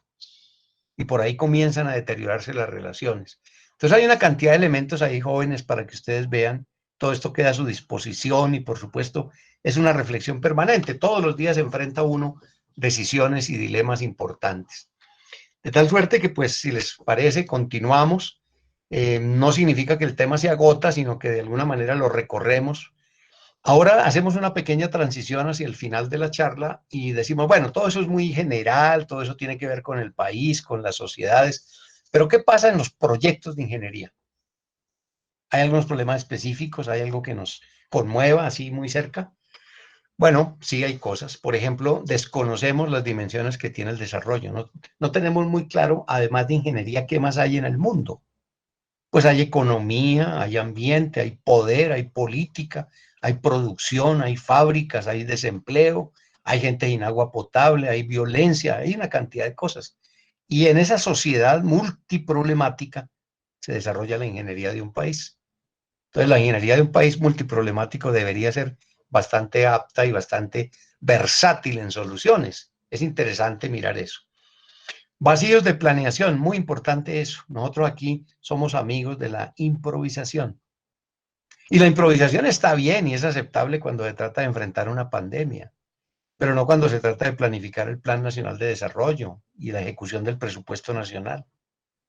Cuando uno escucha de autoridades que hay que creer, pues porque tienen la estadística, que más del 70% de las obras públicas en Colombia se hacen sin haber hecho estudios previos, pues tiene razón para preocuparse, porque los estudios son el soporte de una buena ejecución y los estudios son empleo de recursos de ingeniería.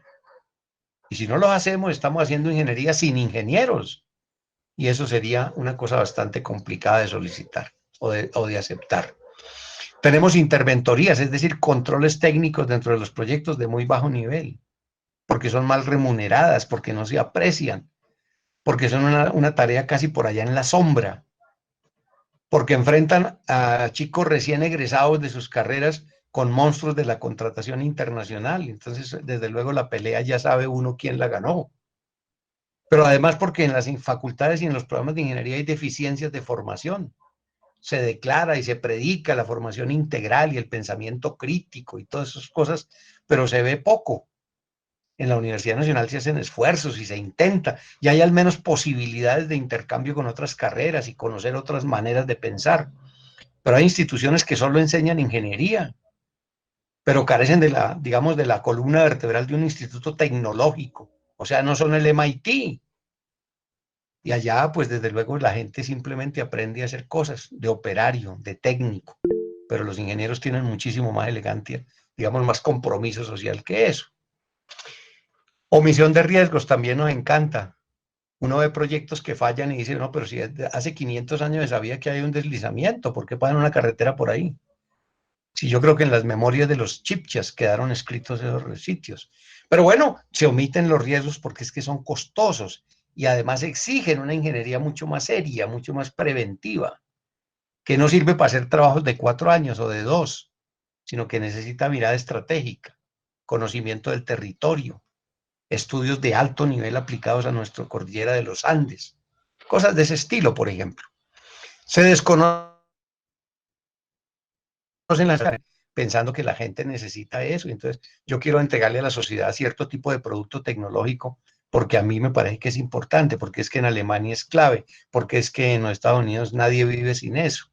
Pero aquí la gente tiene otras preocupaciones, otras necesidades que no satisface y la mantienen siempre en una situación de dependencia y de subutilización de los recursos.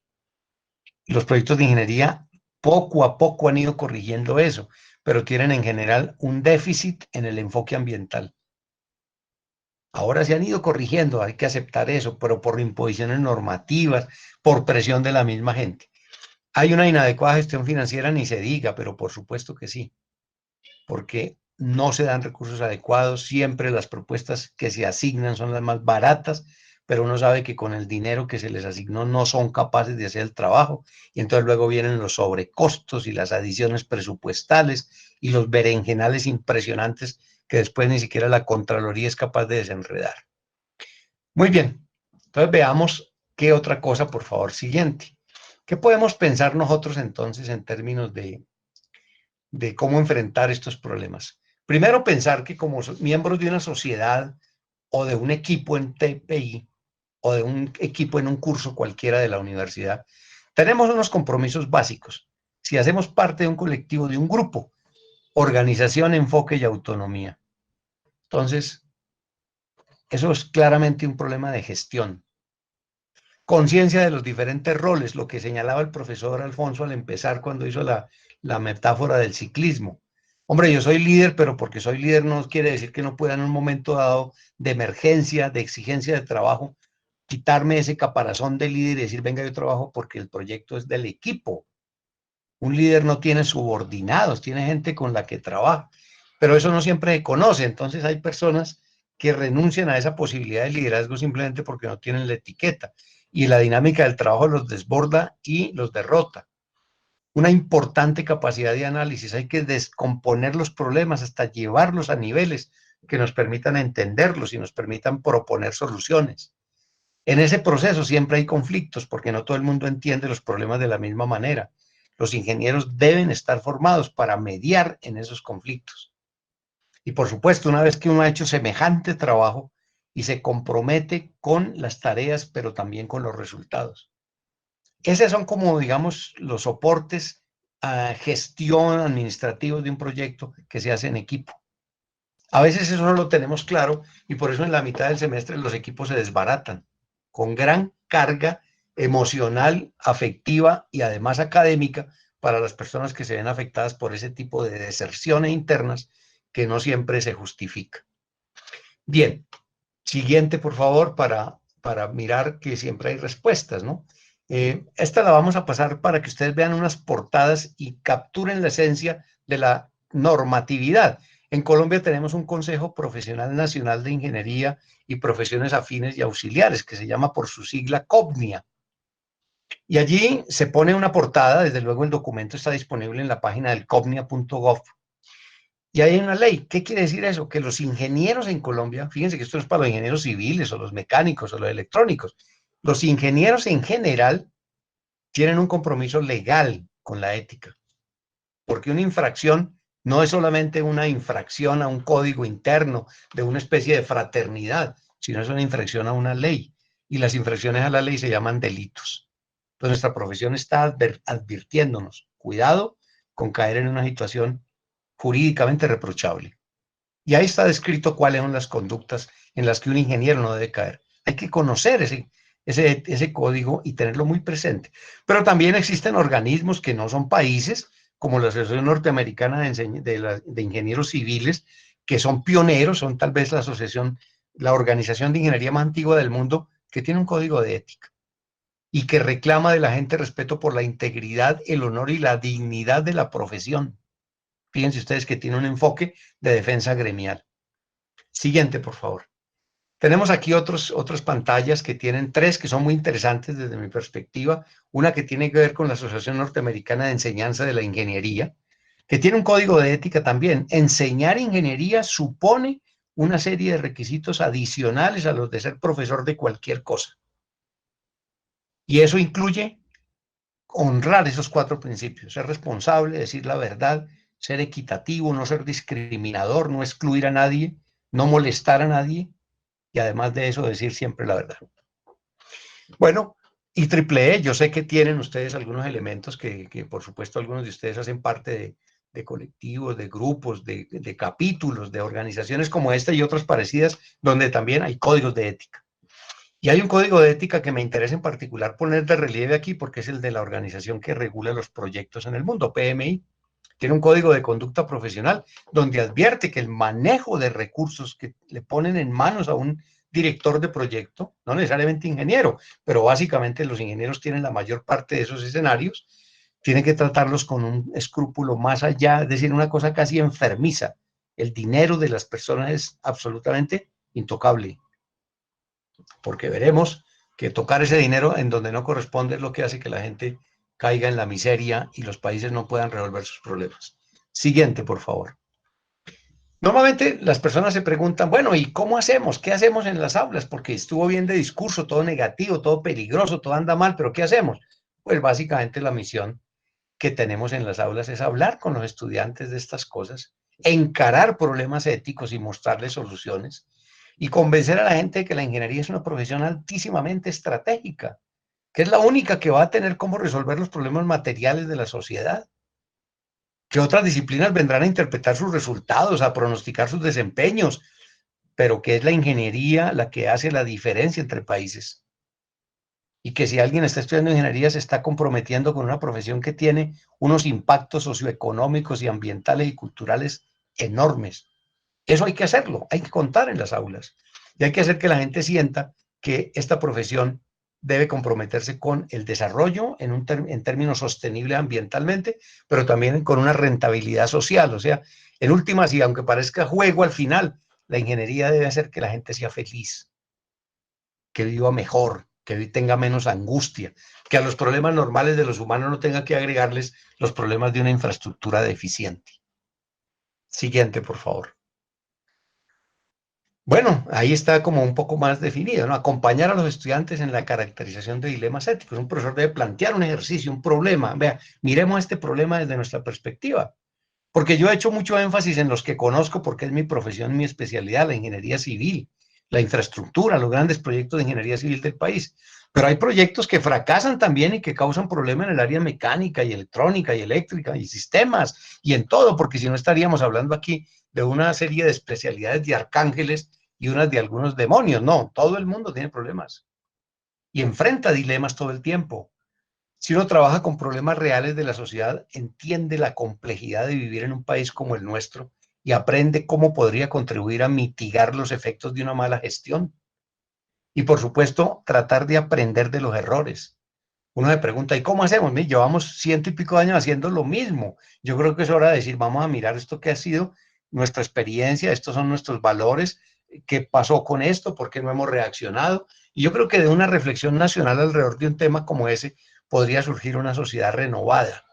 No es después de una epidemia que las sociedades cambian, es una vez que deciden cambiar su manera de ver el mundo. Siguiente, por favor. Ya creo que con esta terminamos. Nosotros tenemos unas perspectivas de escala. Tenemos un compromiso con nuestra facultad, con nuestra casa de estudios, con la universidad, honrar ese principio de buscar la verdad, ser responsables, ser serios, hacer que la gente sienta que es diferencia la que hace un ingeniero de la universidad. Pero a veces nuestros ambientes se escalan un poco ya al estar en la calle, estando en las comunidades, creemos que vale la pena defender la profesión, no solamente nuestro estudio, no solamente mi grado, sino la profesión en donde yo ejerzo ese conocimiento. Entonces la cosa se escala en términos gremiales y profesionales. Pero en los últimos años hemos sido notificados, sin duda, que nuestro compromiso evidentemente es con todo lo anterior, pero nuestro compromiso real es con el planeta entero. Entonces, cuando uno lee hoy la sociedad como está, entiende que la ingeniería tiene un compromiso de supervivencia en unos casos, de adecuación en otras, pero en términos generales de recuperación del planeta. O sea, llevamos unos buenos miles de años deteriorando sin necesidad, sin habernos preocupado por ese impacto, pero ahora que lo hemos reconocido, la ingeniería no puede caer tampoco en el negacionismo o en decir, no, vamos entonces a hacer todo como se hacía hace 200 años para evitar el impacto, porque eso también tendría consecuencias muy importantes, posiblemente algunas negativas. Pero lo que hay que hacer es una ingeniería que nos permita vivir a los 8.000 millones que vamos a hacer dentro de un par de años con lo que hay, que busque la eficiencia, que busque la racionalidad, que protege el ambiente. No es fácil, yo no tengo la respuesta. ¿Qué hay que hacer? La sociedad lo va demandando, la ciencia va modelando y la ingeniería es el puente, es la pasarela entre esos desarrollos de la ciencia y estas necesidades de la sociedad. Entonces su mirada tiene que ser planetaria, jóvenes, no hay de otra, pero eso no excluye la mirada de defensa de la profesión en nuestro país y la mirada y el respeto por el esfuerzo que hace la sociedad al sostener la universidad para que podamos hacer este tipo de ejercicios. Yo creo que con esta, siguiente por favor, pero creo que esta ya, la siguiente es, efectivamente, hay unas referencias, quedan a su disposición. El libro de la profesora Adela Cortina es muy interesante, el que valora la existencia de la ética como algo que es socialmente provechoso. Hay unos documentos, los de la imprenta de la Academia de Ciencias de los Estados Unidos, los que corresponden al número 4 y el número 5. Son documentos muy interesantes en la medida en que muestran cómo la preocupación por la ética es una preocupación planetaria.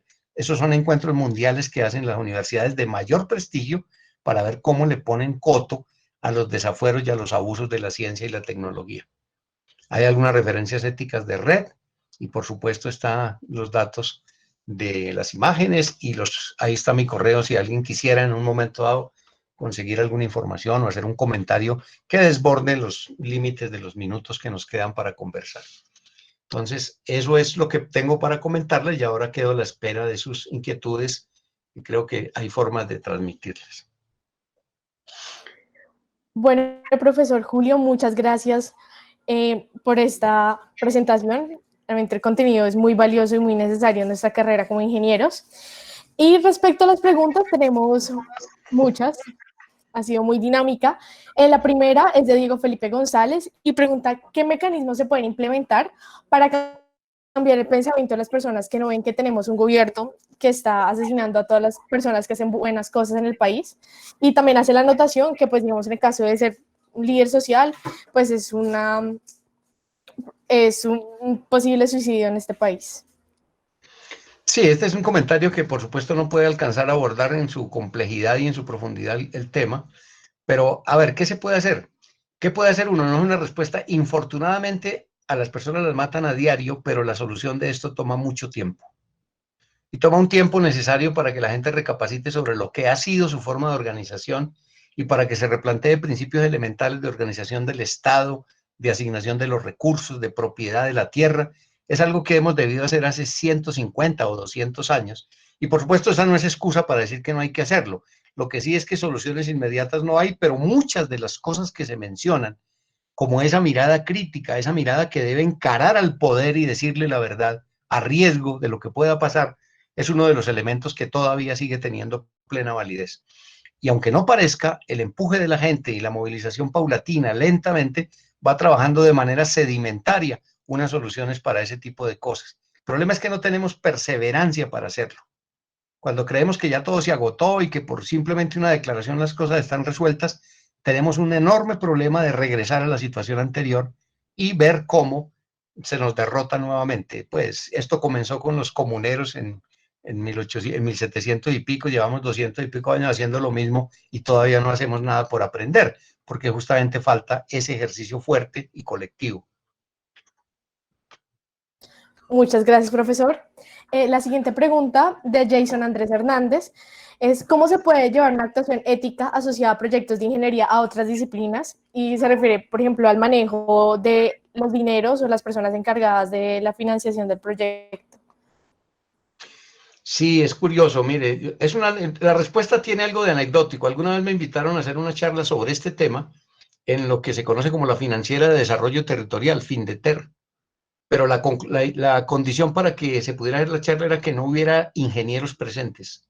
Y entonces la charla era cómo la ética necesaria para hacer bien los proyectos de ingeniería compromete a los funcionarios públicos de otras profesiones que deciden cómo invertir.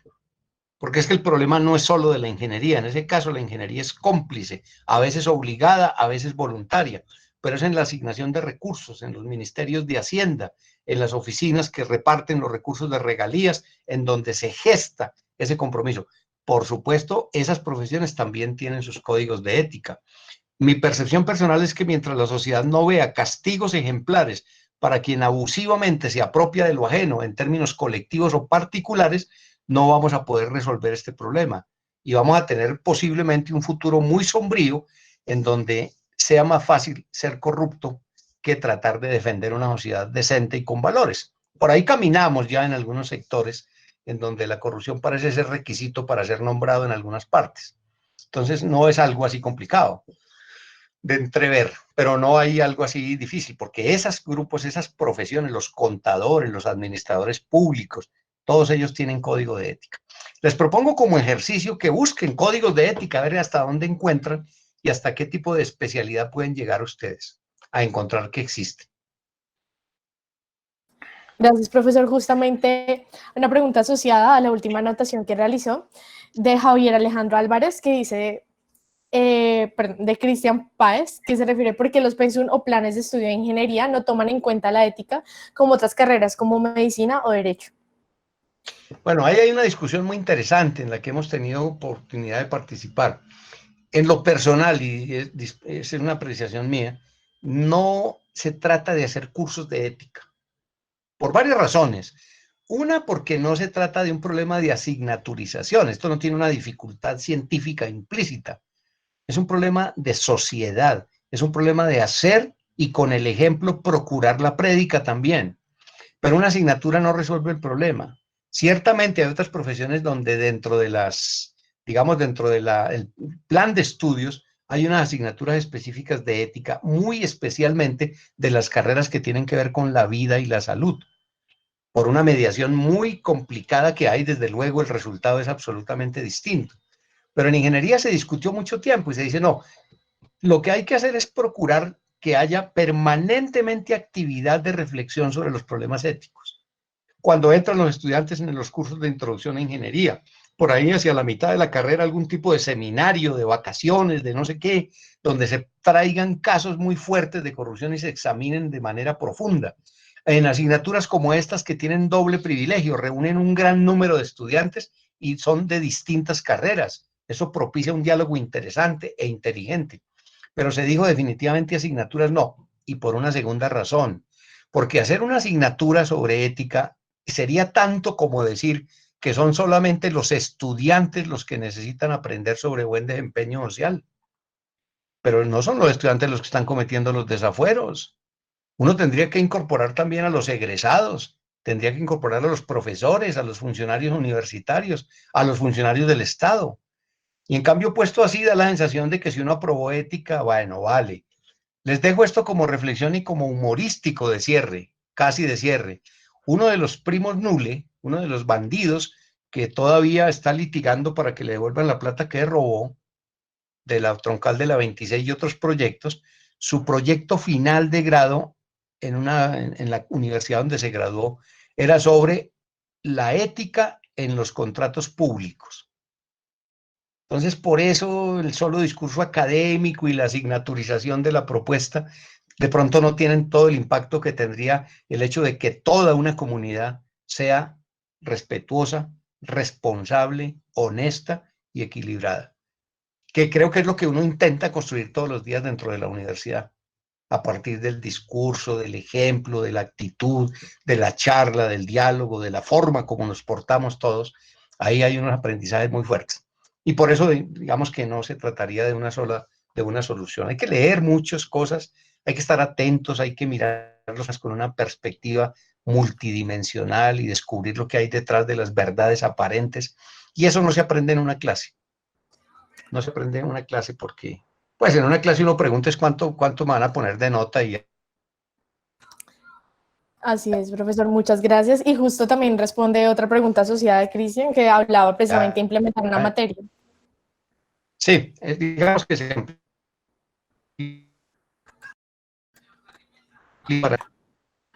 Samuel.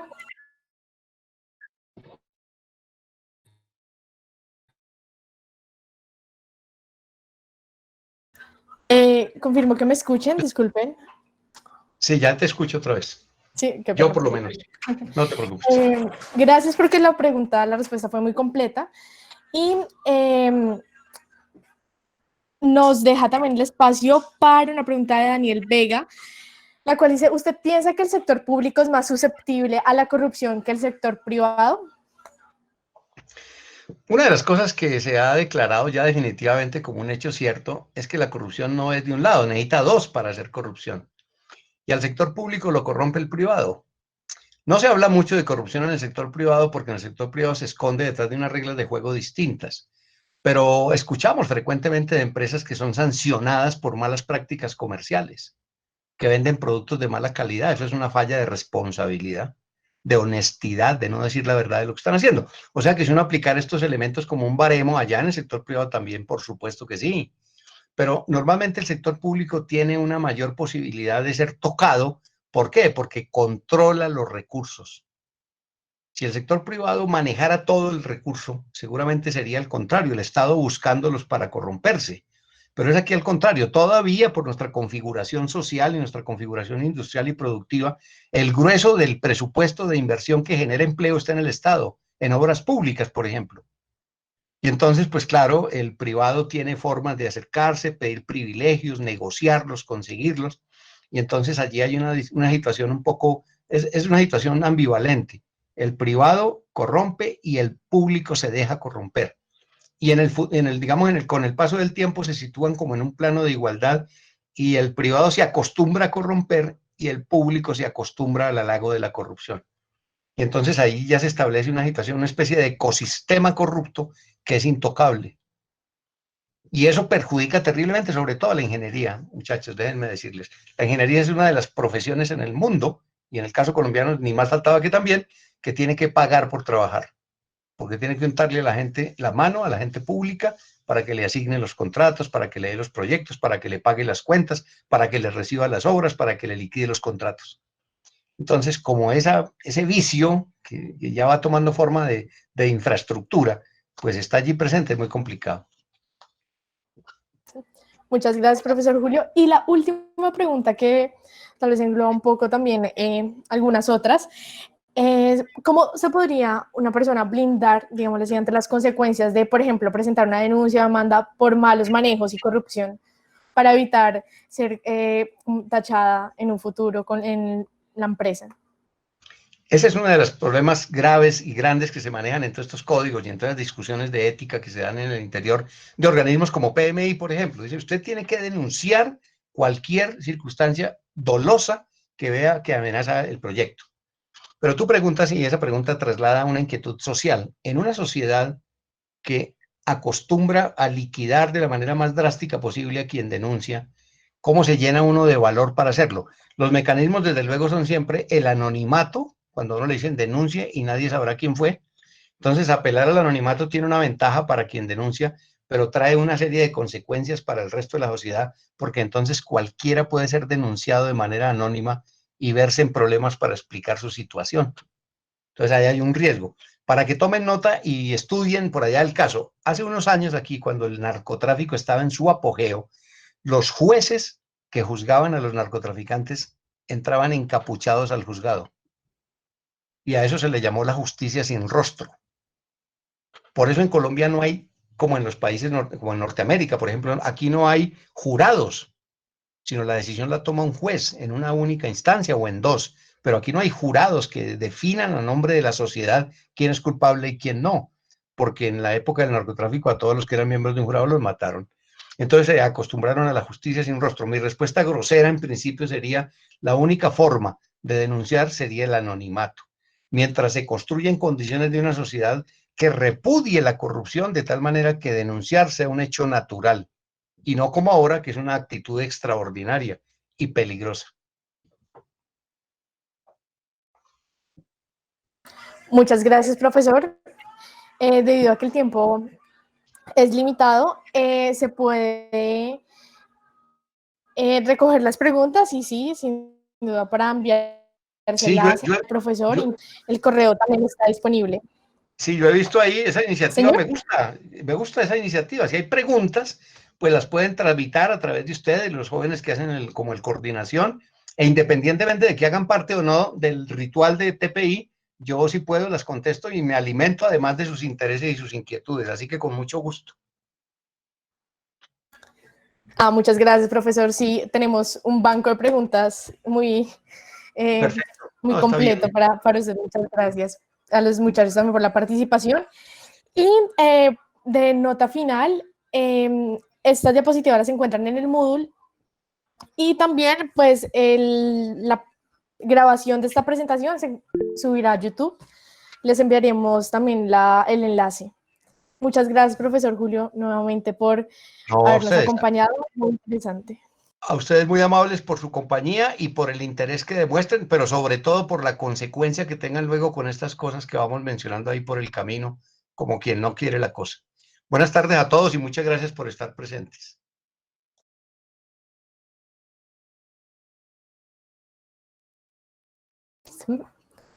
Gracias, muchachos. Estaremos enviando el link y las diapositivas, muy amables.